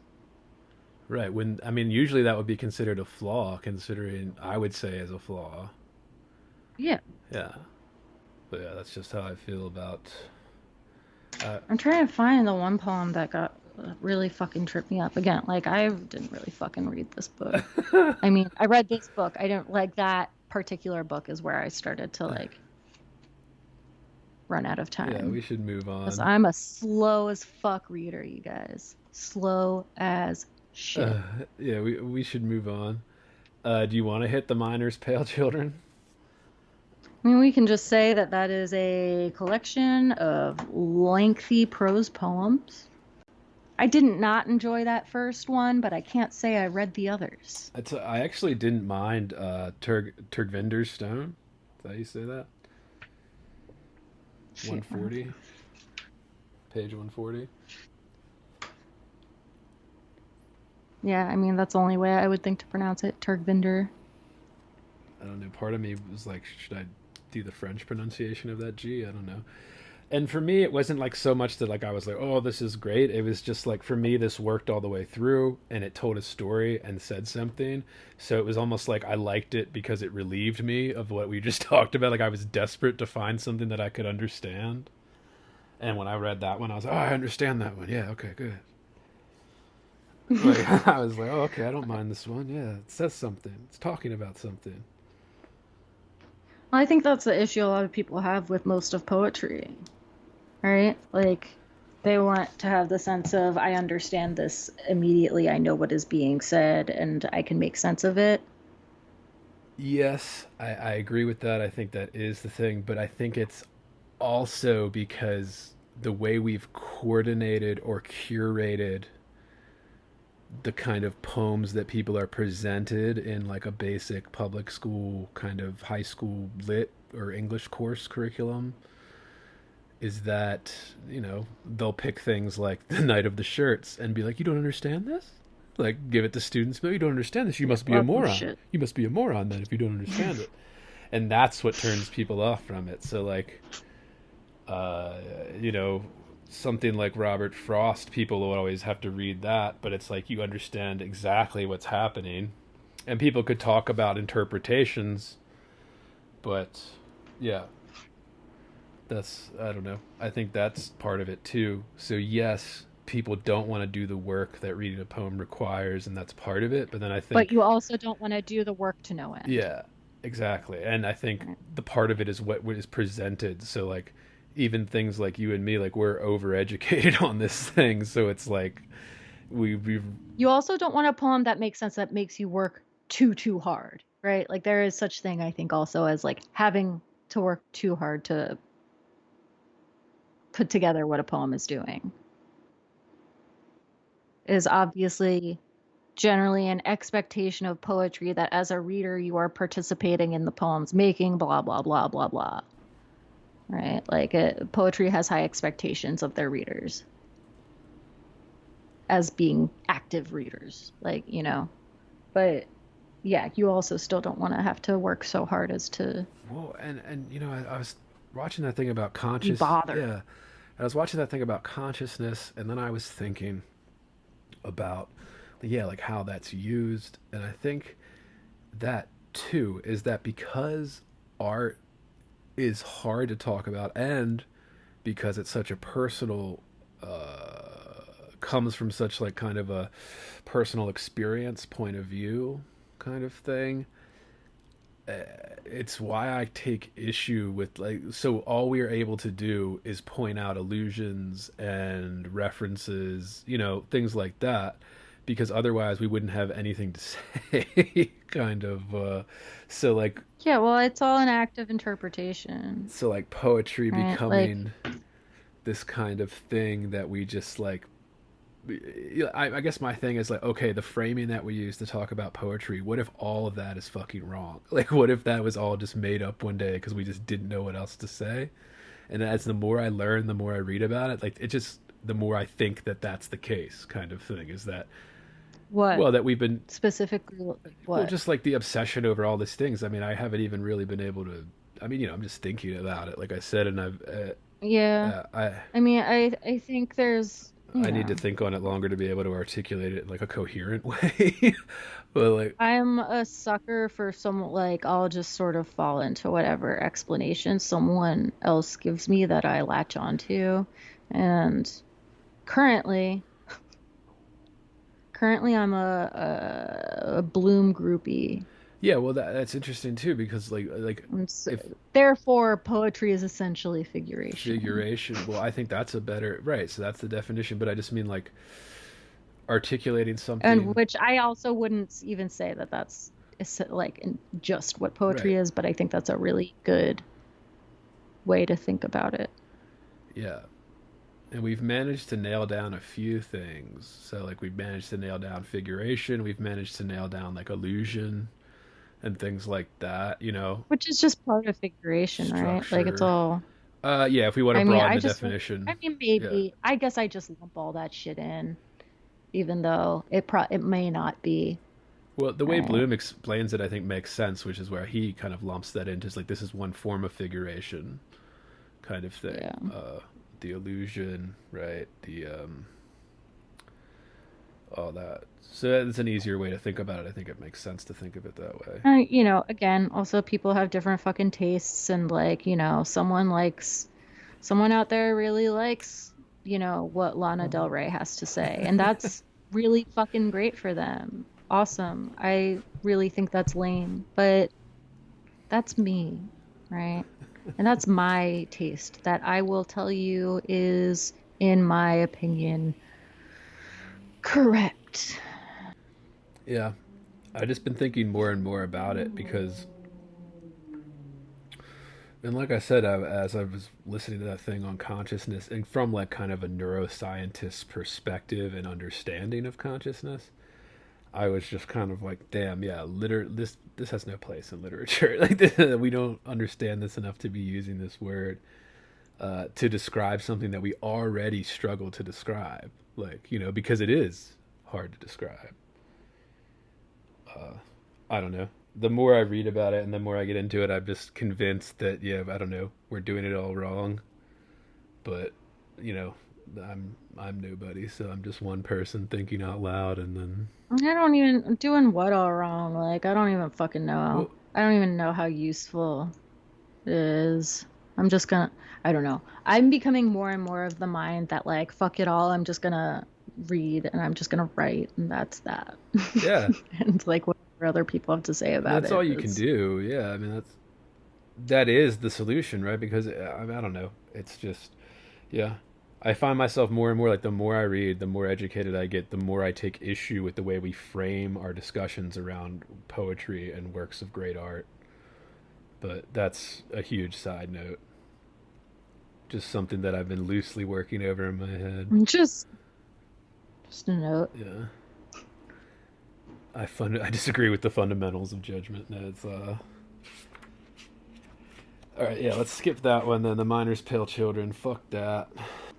Uh Next one, you want to move to the next book? I mean, we could probably talk about, let's see, where are we at? We're at like 2 hours. Probably talk. I mean, we could probably just like split it up into areas of his career, like early, middle, late. We could talk about his late career. Is there anything you wanted to cover before we move there? Because at that point we're just at 73. The one in Writings to an Unfinished Accompaniment, another good title for a poetry collection. The one that interested me there most was Ash. I thought that was the best one. And that's What also page is that? page 158, and that's also where I started thinking in my head as I was reading through this that like he was probably very much into Whitman. I started getting a lot of kind of like Whitman things just started to stand out to me, and maybe it's because we just read that book, you know, a couple weeks ago. But Yeah, I think he was really into Thoreau, yeah, same stuff. which is what I learned. Yeah, which is for our purposes essentially the same stuff. You said 150. 158. I guess I also marked the unwritten, just right before that. The church in the forest was Ash. built of wood. The faithful carved their names by the doors, same names as ours. Soldiers burned it down. The next church, where the first had stood, was built of wood, with charcoal floors. Names were written in black by the doors, same names as ours. Soldiers burned it down. We have a church where the others stood. It's made of ash, no roofs, no doors. Nothing on earth says it's ours. That one was one where, again, this one stood out to me because I was like, okay, that one works all the way through. It's very clear what's being said, even though it does touch on his kind of, he likes to bump elbows with these big, large ideas of like, what's the point of human beings being on Earth? And also just like what we own, what we claim to own, Claim to possession, own. what we possess versus Yeah. what possesses us. Yeah, that was the big standout theme for me throughout this book. I mean, throughout like the essential Merwin, not just this, Which is a theme not just this one.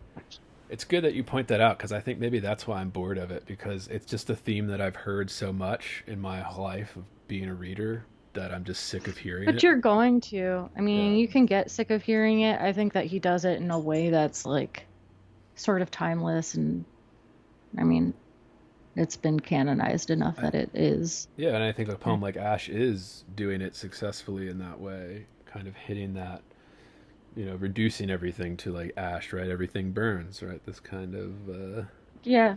we can build Yeah, and I would something say and like say it's this. ours, but, you know, is it really ours? But then again, on a long enough timeline, sure, but it just depends what timeline you're looking at, right? Like that's always my issue with, we own Yeah. nothing. It's largely uncomplicated, Yeah. which doesn't mean it's bad at all. It's good. It uses repetition well. I enjoy it. You own nothing and everything is the same. That's what you'll learn. Yeah. That's what you'll learn from Merwin. After that, I Really didn't mark anything in the Compass Flower or the Houses and Travelers. Yeah, neither did I. But the opening the hand, 1983, there were two things. I marked one poem that I thought was terrible, and then one that I thought was really good, which is Berryman, that Berryman one. Yeah, that Berryman one was good. Because if you haven't figured it out yet, listeners, this is a Berryman pod. This is a Berryman podcast. Yeah. But the one that I marked that I thought was bad was the first one that they have in this. So I don't know if it's the first one in the actual collection, but the first one in this selected kind of, summary of the whole book, Yesterday.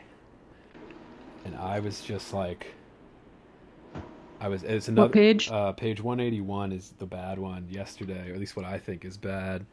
And that was just another one that had the same issues with like the Night of the Shirts, where I was just like, this is of so little consequence. Like, this is saying so little. And I would say a lot of, I mean, for me, I said the line breaks, a lot of them were careless, but it was like, people would argue with me about that. I was just like, man. And the same with the repetition. I would say this is one where the repetition actually hurts this poem. And then it's like called Yesterday. And I was just like, oh my God. Like, I don't understand how people can read this and say this is good, but I guess I'm the freak. Like, I'm the odd man out, right? Like, but I mean, we don't have to get into it. We already. Yeah. I'm just gonna say the I mean, same I think thing. this is a poem about avoiding the dying. Oh. And then on the next page we have the one with the Sejoras. The questions the tourist. Yeah. Yeah, and that is, I wasn't into that. Is that one of those ones where you can read two different sets? The fuck is that called? A contrapuntal. Yeah. Yeah, I was disinterested in that. It is very long. It is very long for what it is. Yeah, Berryman's a good poem, literally just about Yeah, let's talk things about the Berryman Berryman taught one. him about Yeah. writing. I mean, what more can we say about this poem Yeah. except that it was about a lesson that Berryman taught him? Yeah, he suggested I pray to the muse, get down on my knees and pray right there in the corner, and he said he meant it literally. That's the one break that I really didn't like. But maybe I'm reading it wrong. What, the fourth stanza? Yeah. Yeah, he suggested Fourth stanza, I pray to the third muse, line. break, get down on my knees and pray, break, right there in the corner, and he said he meant it literally. It's, not as bad as some of them, but yeah, that one is a little awkward, but if you... that's one thing too, so when you're not using punctuation to give us... I don't know. There were inconsistencies. It doesn't even need to be about punctuation. This is just like... That's just like a weird... it's like you have that rhyme with he, literally. Doesn't need it. It could have been broken at the and I think it would have felt more natural. And maybe like he wanted that disruption. Maybe he wanted to hang on the he, and he meant it literally. You said he meant it literally.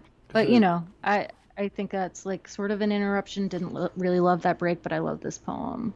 And again, really, really, really simple poem overall. Very straightforward.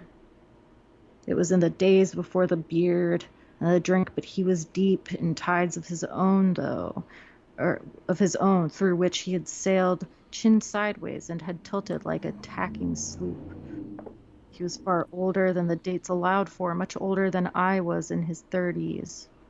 Then I was he in his 30s. Jesus, I'm getting tangled up in syntax here. Much older than I was he in his 30s. He snapped down his nose with an accent I think he had affected in England. Yeah, I mean, there's nothing... Like, it's one of those poems where it doesn't feel like there's actually anything really special about this poem, except its sort of simplicity and that it's about, like, an iconic poet who happened to also be his teacher, Yeah, who happened to write, like... but like one of those lessons that I think translates really well into a poem, Yeah. a really good poem for like a young poet learning, as much as like a poet mid-career, but I think especially for someone becoming What? acquainted with really, really investing their time in poetry. When did Berryman kill himself? Do you It's remember what you? 57. I Um, can't remember if it was the 70s or the 80s. I want to say 70s, but I might be saying that I feel like I'm wrong. Yeah.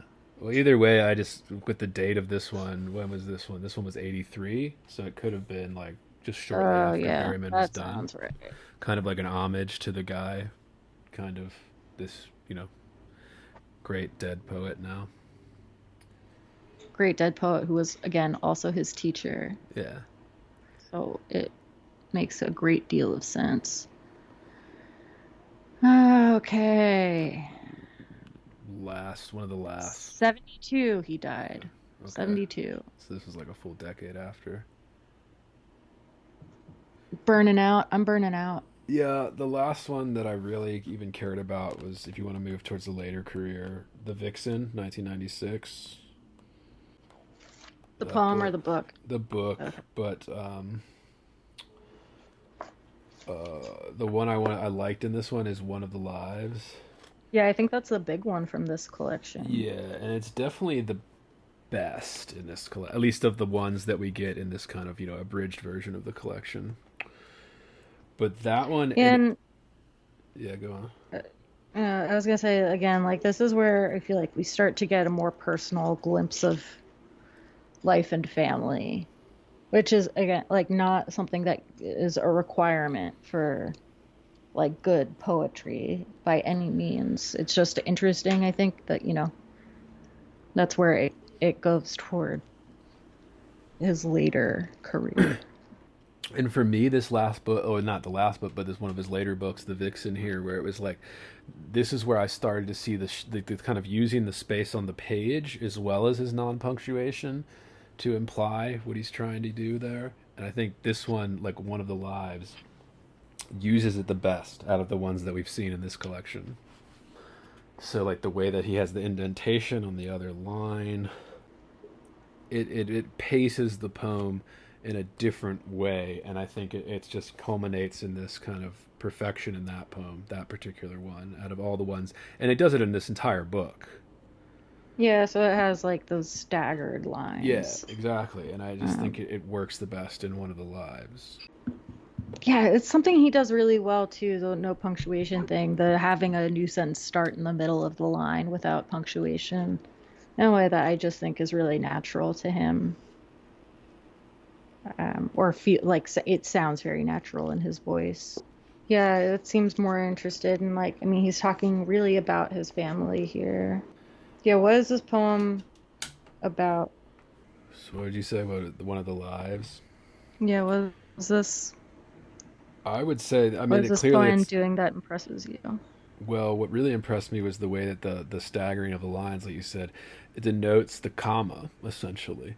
So, like, if I had not met the red haired boy whose father had broken a leg parachuting into Provence to join the resistance in the final stage of the war, and so had been killed there as the Germans were moving north, out of Italy, and if the friend who was with him, as he was dying, had not had an elder brother, who also died young quite differently in peacetime, leaving two children, one of them with bad health, who had been, and again, like it's like this constant, like if there were punctuation, it would be commas, right? Like, Well, kind of it would thing. be maybe later down there, right? When it becomes clear that it's becoming a longer and longer list. So like leaving two children, one of them had with bad health, who had Right. been Well, that's, I kept mean, out of it's school. Well, yeah, see, modifying. I wouldn't see there are a lot of places here where I wouldn't expect commas, but the commas would, I think, whose father had broken a leg parachuting into Provence to join the. Yeah, this feels really enjammed to me, like against where you would see commas, but That's what I mean. So, it, like the it but it structure. feels it feels like the enjambment is serving this well to push you past to the next line. Well, that's what I mean. I think it's the best example of his no punctuation, and then when he goes Yeah. on to kind of use the space of the page a little bit more, or in this case, way more than he was, in the 70s when we were talking about him kind of first branching away, or what was that, late 60s with the lice. And like, yeah, I just thought it worked in that, particularly as he's adding these caveats. Yeah. Uh, yeah. Yeah. If I had not done this, and also if I had done this, and if the questions that day had been this, and if, yeah. So it's like a lot of the caveats. You have to like go through and find it and keep track of what is actually being said. It's one of those interesting ones where it's like a list almost, where you have to like go back to the very beginning to figure out what the fuck you were talking about. One of the lives. But he's actually talking about like 5 lives. Yeah, it's talking about a So bunch that of works. Well, and he's talking about the chain of events leading to that one life too, right? So I think that works entirely. It was just the one I thought worked perfectly from beginning to end, and I wasn't lost and being like, so what is he saying here? I was kind of just like, oh yeah, this is a great poem. This is a great fucking. It's just all of these things like that. If one of these things hadn't happened, I wouldn't be right here where I am right now. Right, yeah, it's like kind of a deconstruction, but then like the way that it's structured, I think, is what makes that more interesting Yeah, than just the list, like you're sure. saying. Yeah. All right, you want to move on to later in life? I mean, I didn't have much at the end. I was kind of glad it was over Yeah. when and the poems tend to get very short, and I mean, at this point, how old was he when he died? 91. 91. So he was writing those last couple books in his late 80s. Of course the lines got shorter. Like, I can't imagine having energy in my late 80s to like write a sprawling 4-page I mean, like a perfectly good mind, though. Like, my yeah, I mean God. that's fine. And not that it has to be Right? a sprawling thing, but yeah. Ugh. And it's like one of those things where, like, you feel it, like, coming to the end, and it's like you can hear him writing about death in the way that is about his own actual death and not his theoretical death that will come sometime in the future, but, like, the death that is, like, approaching very quickly.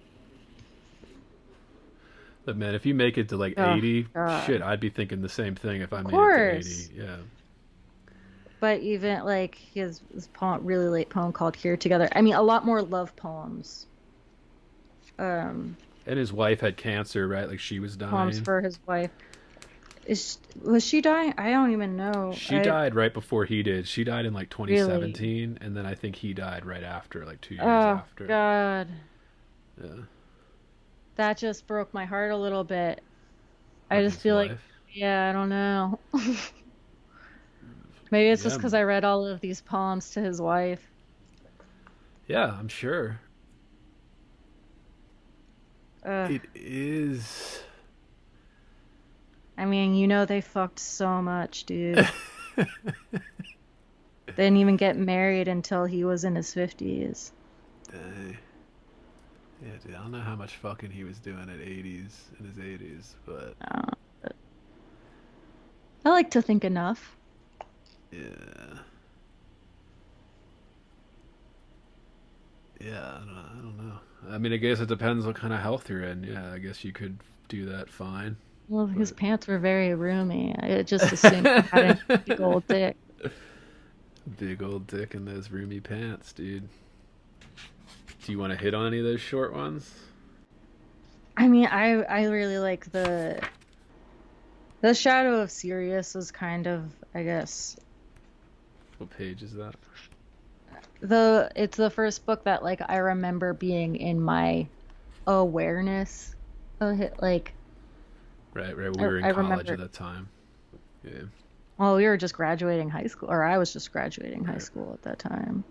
And so like I didn't hear about that book until long after it had come out, but it was still like recent enough that it was,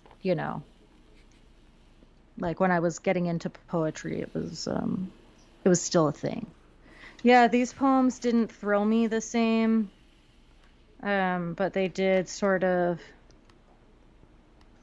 I mean, the one that I do really love from The Shadow of Sirius is one of the short ones, and it's on 289. And this is a poem actually someone from my program also really loved.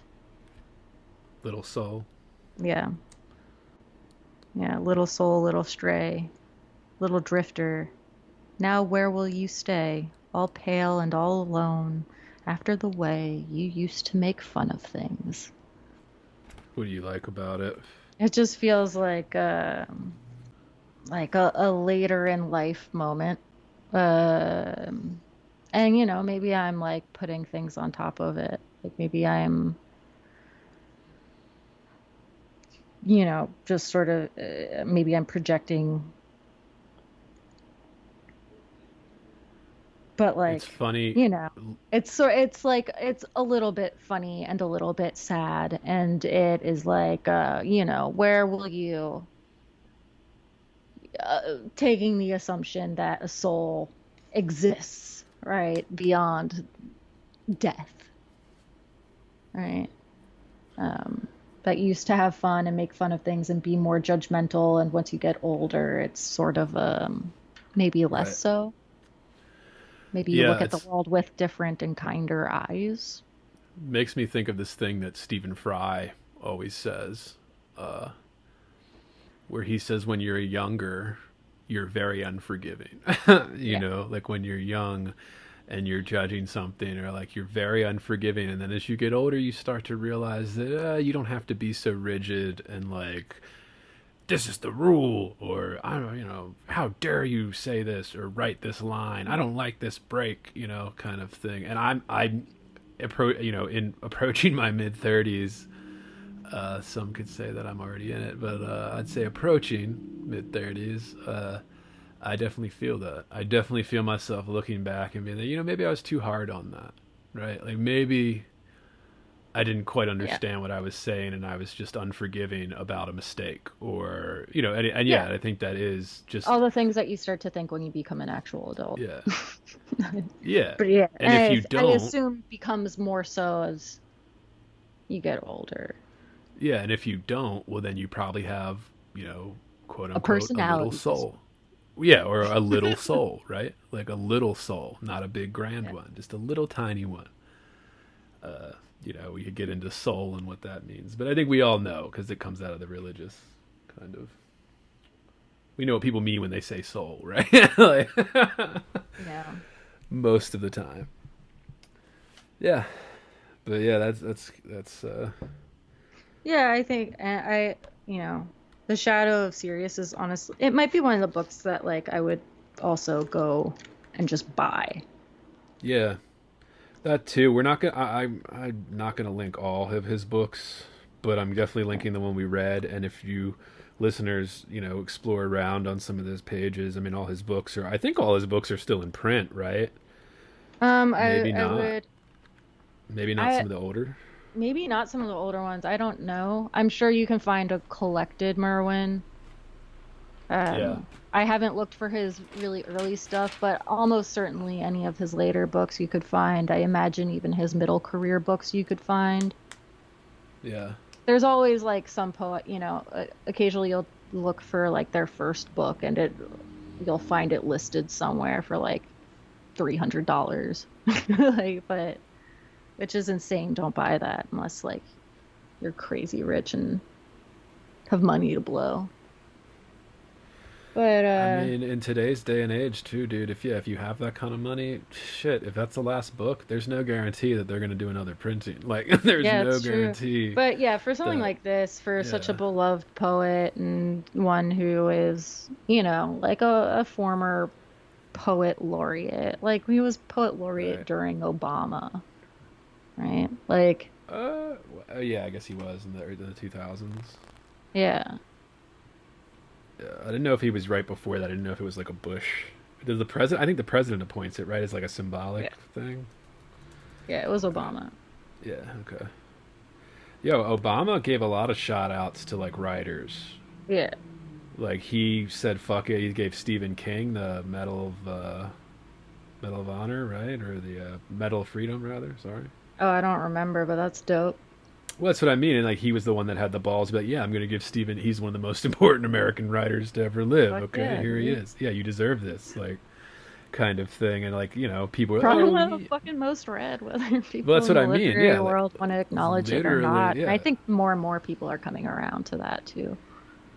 Well, it's because like I mean, it's a young writer thing, right? Again, it's the unforgivingness of being in youth, right? Like that kind It's of the desire to be the best and only yeah, accept he's the not best. doing what I'm interested in, therefore he sucks, Yeah. kind of Yeah. thing. Whatever Like, you and think the it's best is. right, yeah. And So, and the then best that's a often young, coincides with whatever is literary. If you're someone who's like coming up in that world and you're like learning about, I think it's capital a L literature.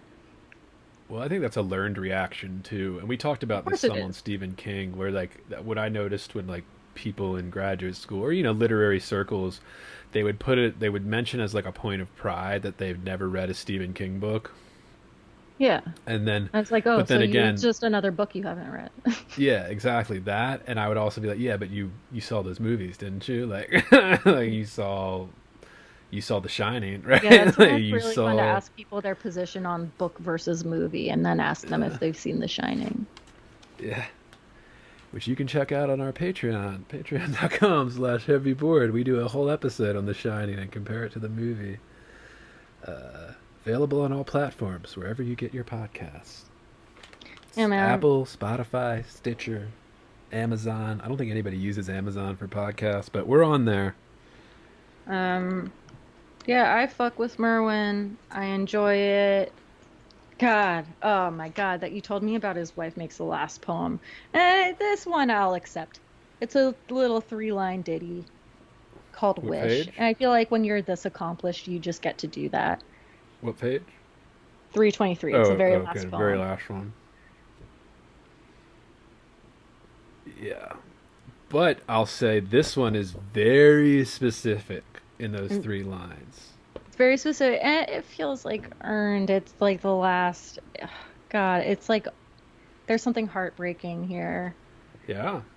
and really tender. And like, even though it's very simple, and like, yes, it's one of those poems where like, people like to say it's original because like only one person could have written it and blah, blah, blah, blah, blah, blah. It's one of those poems where you start to feel Yeah. like, well, maybe someone else could have written this.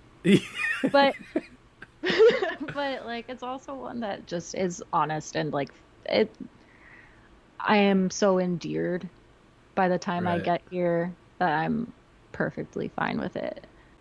Yeah, he talks a lot about age, and I feel like you see that more and more toward the end of this book. The poem right before that, still not believing in age, I wake to find myself older than I can understand, with most of my life in a fragment that only I remember. Like it's so plain spoken. That's obviously not the whole poem. It's very plain spoken, very, but it feels powerful enough. I feel lame talking about the power of a poem, but by Well, this, but it's very real thing. I think people get confused and they'll say power, but I mean it is a very real. Again, it gets to this thing where like what I was saying earlier, where it's so hard to talk about a lot of this stuff that we just kind of latch on to phrases from other things, so power or consciousness or you know. yeah, So it can very easily be like something that, like you said, makes you feel cringe for using, but it's also like it is getting at something that's real, that's there. That's like we're trying to articulate that this made me feel something. Is that power, right? Are we using the right word? Who knows? Kind of. But yeah. Like I said, more people would be into poetry if we opened it up to that kind of shit, dude. Like that's what I think personally, but maybe not. Maybe it's just because nobody reads that. yeah. What was the poem that was like? Right, he says. There's one other really funny moment, and I'm just trying to remember what it was. It was earlier. It's the one where he's like, I must be older now. You know, I imagine how like old I would choose to be, and it would be younger, so I guess I am older. Oh yeah, no, that's in the winter of my 38th year. We talked about it, didn't we? Yeah, that was the best one. I thought that was my favorite, Yeah. and again, as I'm becoming approaching my mid 30s, I think maybe that's why it resonated with me too a little bit. Yeah. Walking in fog and rain and seeing nothing. I imagine all the clocks have died in the night. Now no one is looking. I could choose my age. It would be younger. So I am older. It would be younger, so I suppose, so I am older. Yeah, there's also like this thing of a very natural state of hearing him thinking, and it doesn't feel obnoxious. Like I told you about the moment in poems that I get really bored with and really annoyed with is the one that's like, see this thing and I'm driving and I stop and I think, and then the thing that you're thinking is the rest of the poem. And so like I get so bored of that. I don't know what it is. I'm just like, because you're not actually thinking, you're like imagining a whole scene half the time. And I'm just like, why not just make that happen in the poem? Um, and maybe sometimes somewhere down the road it starts to feel formulaic of, I'm walking through the field and I stop and I wonder. I was watching the news and such was saying, and it made me think, like there's just all of Right. this. I see a lot of poems like that. I remember seeing a lot of poems like that in workshops and always being like kind of bored by it. And maybe that's some like frou-frou annoying, still young me saying And that. I think it's also because that is an easier way. Like we can do. It's easier to do that than it is to struggle over every line, particularly if you're writing a lyric, Well, right? Where maybe it doesn't necessarily have to have anything concrete to say, right? yeah. So like if you're writing a lyric, I think sometimes it's easier to just like you said do this like I stop somewhere and I squat down and take a shit and I like I squat for my Whitman dump and I think and I'm squatting for you. My my someone dump is no different than your dump, and I our dumps together are America, and whatever it is, like I stop somewhere squatting for you. Um oh god, yeah, no, but like I do think that he does this really graceful thing in these poems where you're watching the mind work something out. And that's also part of what I think makes it messy and makes it complicated. And while they seem really like simple and really in many ways plain spoken, they're like there are some really difficult poems, I think. well, I think that's you're right. Like that's the thing, right? Like there is a line. Like there's like some poems can get away with doing that if it hits the right spots and if it's all the different things that you're looking for. So like I mean, yeah, I mean anybody can be convinced like my your aesthetic can be changed any given time. This is why we always say buy these books, read these books, add them to your library, think about them, go back and reread them since you own it in your library, 5 years later, 10 years later, 20 years later. Did you think differently now? Like all that Yeah, and is. this is a great one for the toilet. There are a lot of shorties in here, longer ones if, it's a longer toilet time. Um, I like to take my time personally. Not a, I'm not a quick dumper. Um, but yeah, I think this is definitely a collection worth having. It's one that I didn't know before I bought it that I was going to be really, really happy to have. It's like a poet that I resisted for Right. a long time. Didn't have any care for or interest in, was never really taught, with the exception of maybe one or two poems I read in an intro class. Or yeah, he's in like contemporary anthologies. He's in like those all over the place. Yeah, So all over the place, but like also what yeah, I find it kind of crazy that it was never for all of the classes I took where everyone was very concerned about teaching poets who are writing right now. why we weren't teaching him. why he was not one of the books, because I feel like I read nothing quite like this kind of sort of more bare, like stripped down style. Although I could You also know, understand why that would be less appealing to like an undergraduate, like, you know what poetry. I'd be if I had total freedom to create courses, which I don't, because I'm an adjunct. So it's like if I had freedom to do that, I was actually a full time employee at these institutions.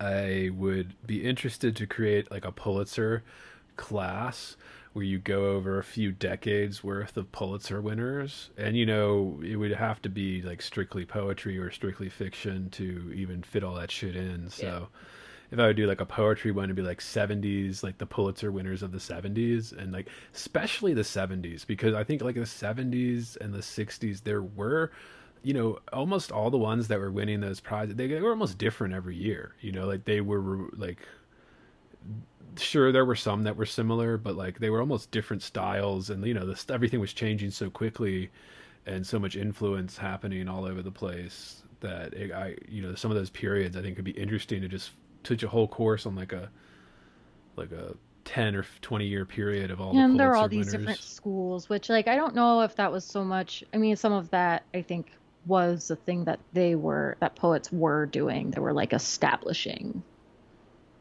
like their schools and their manifestos. It was very much a manifesto time. Yeah. I'm not hearing a lot about manifestos now, but I assume that's just because I'm not reading them. Well, and it's also because I mean, the manifestos are not as prevalent as they were even, 40 years ago. So, Lots of yeah, defenses lots of defenses, and but I would say, denunciations. and more so that like there are no distinct schools of writers right now. Like there is no distinct school. Like that stopped happening like in the 80s. Like there is just everybody is doing the same school now. And I mean, some people argue that, it's MFA or whatever it is. I mean, it's more complicated than that, I think, but and it I do coincides with feel a like couple of there's this different one trends. school of like, we're still trying to be the New York writers. The new school. We're still trying to be the cool New York kids. And, I feel like they do like an Eileen Miles kind of thing. Huh. Like you Well, my occasionally only, like find a clumping of poets who assert that there's some like New York poetry scene. And I'm like, yeah, as much as anywhere. well, I just mean for me right now, like, I mean, when I read, not even, I mean, I'm not a part of any scene, but it's just like, and I have no idea about the scenes all over the country, but Is anyone what I a mean part is, of a scene unless like well, you work in publishing or you work like at a bookstore that has heavy literary connections because you like are with right next to a university with an MFA program, or you're just like really active and your writing community Facebook group, and no, you actually like go out to those bars and get those drinks with those people. Like, well, I just mean like, the schools usually we would talk about aesthetic, right? Like it's a yeah. certain aesthetic, a certain place that they're all coming from. Well, it's because everybody is practicing the same aesthetic right now. Like that's literally why there are no schools, and that school is just news headlines. It's So not it's even the literally same aesthetic, it's the same. Merwin said something that I thought was really useful about political poems. They are mostly bad. right. Yeah. When they succeed, it's because I don't remember what exactly he said, but essentially what I understood him to be saying was that they expand out of the moment. Um, Right. but yeah, anything that is too hyper focused on a single event or a single moment, single political. He talked about this thing that happens where you run the risk of sort of flipping over into what he would call propaganda, right? Yeah. Or I might even say, you might even describe as like commercial, feeling like, that kind of messaging where it feels more like they're doing marketing as opposed to poetry. Yeah, well, that's a good way to put it. And what I mean by that is just that, when I say everybody's just practicing the same school, it's because, yeah, I mean, most of what I read in any given journal is just, again, kind of a summary of what I could read in the New York Times, whatever, when I check in the morning. Like, it's not, you're not saying anything that I haven't already seen 100 times by the time I read that poem. Or just not doing it in a new way, not doing it in a way Well, that's like interesting, which well, is that too. So fine. we're Like most failing. people aren't going to. Sure, and you could argue that, like, sure, like, whatever's happening culturally at any given moment is what's going to be reported on, and that's what people are going to be reading in, like, their papers and stuff. Like, all right, sure. But, The like, thing I always come back to, that always bothers me, this is maybe a no-no to say, but fucking when Sharon Olds wrote her My White Privilege poem, I was like, uh, come the fuck. I mean, I don't even really like Sharon Olds very much. I was never like a huge fan, never really got into it. That might be talk interesting to about bad line explore breaks. later. Yeah. But She's notorious for having terrible line integrity. I just thought like, man, come on, like you're better than this. Like this poem, like it's so one note, so uncomplicated, so it feels so much lacking in like genuine exploration or depth or any real sense of like a true honest human behind the page or anything that might speak, right? Because anything Right. could. um it felt like a commercial for a poem she thought she was supposed to write. I mean, it felt like a summary of, again, like the New York Times op-ed Yeah, pages. Like, that's what it I was was. just like, It oh was my just, God, like this it was gives me nothing. a rehashing of everything you could read in the paper at any given week. Like, that's literally all I've been seeing the last, at least specifically the last 5 to 6 years. But that's a different thing. Yeah, it's just boring. But yeah, Well, that's that's what I what mean. It's boring because we've heard it it's before, kind of boring and thing. it's Like, uninteresting and it doesn't move me at all. And like you could write that poem. Like you could write that poem and have it be good, but it has to come from a really genuine place and it has to be like thoughtful and it has to have depth. And that just fucking didn't. It just felt like you sat down, you like shat out this poem and maybe you changed a few words, but like you just put it out there because you're Sharon Olds and you can. And I'm like, I know none of this for fact, right? But, uh, that's what it felt like reading it. I was like, okay, is this really a yeah. poem that's going to be all over Instagram right now? Like, That's interesting too. Instagram will make you hate something because it's just in your face all the time. So you just like seeing it, and then it'll make you like be like, why do I keep seeing this? When normally you would just read it once, in the journal and then put it down and you wouldn't encounter it again. But then if you're online, it'll like keep being put into your thing over and over again because all your friends or whatever are liking it. yeah, And you're just like, stop showing me this terrible poem.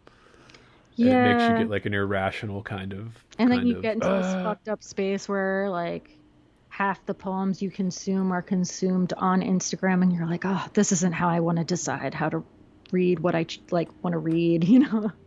yeah. It's just really fucked up. And I've bought books that way too.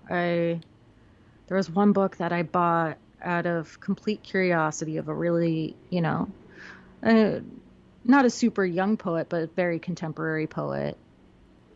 Um, Read the book, tried really hard to not be frustrated by it. Because it wasn't that the poems themselves were bad overall. They weren't all bad. It was that it was like, in many ways I thought it was ballsy, but in many more ways I thought it was like really obnoxious and unthoughtful and like spoke to exactly the personality that I don't want to meet in a poet. And I know maybe that's getting into a bad territory. I say bad like it means something here, but it gets into that fucked up territory of like, am I interested in a poet or am I interested in poems? And I think I am interested in poems, but when the poems offer a view of somebody who is, it just felt like a book that wanted to say fuck you to a bunch of writers, and it did, and in some ways was really ballsy, and in other places was like kind of interesting and like maybe even well done. Right. But in other places it was just obnoxious. It was like, how dare the world treat me this way? It felt like very much like the sort of activist book, but like it didn't feel like it genuinely cared about anyone but themselves. It was like Right. it was putting up this like front of I'm doing the good. Well, that too, the lack of the universal is hurting the art right now too. But whatever, I'm bored with this. Let's wrap this up and I stop. shouldn't fucking be saying any of this anyway. Yeah, I was gonna say, let's stop saying things we have to cut out Yeah. before we release it to the public. Okay, if you want to contact us at heavyboardpodcast@gmail.com. Subscribe to our Patreon, patreon.com/heavyboard. Our podcast is available wherever you want to get your podcasts, iTunes, Spotify, Stitcher, all of the above. Check it out. Subscribe for more. We post bi-weekly. Links to all the books and shit we covered in the description. And next episode we are doing, oh yeah, here we go, listeners. Yeah, we're doing Twilight, Stephanie Myers. That's her name, right? Meyer, I don't fucking know. Meyer. I do know that I read them all. Oh yeah. So and we're gonna do this, I will listeners. be Yeah. excited to hear what team you are on. Can't wait. Really pumped. Yeah, we're taking sides. Like, we're gonna take sides on this pod. I've never read any of the books, and I've never seen the movies either. I've seen parts of the first one, but I was not a Twilight guy. I don't care about the movies. I was all for the books. All about it. Fucking enjoyed the shit out of it as a nice little summer before college. I do have a thing for Kristen Stewart, but yeah. I don't. Her jaw really frustrates me. Yeah. Her jaw acting. She does a lot of jaw acting. All right, then this is Heavy Board. I'll see. Guess we'll see you all next time. Yeah, man, I'm feeling annoying as shit today. I think I could be real annoying.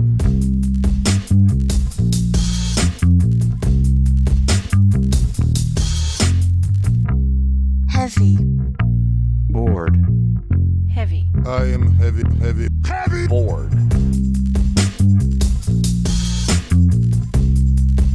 I may say male is entirely hostile. No! Inner Resources. life, friends, is boring. We must not say so.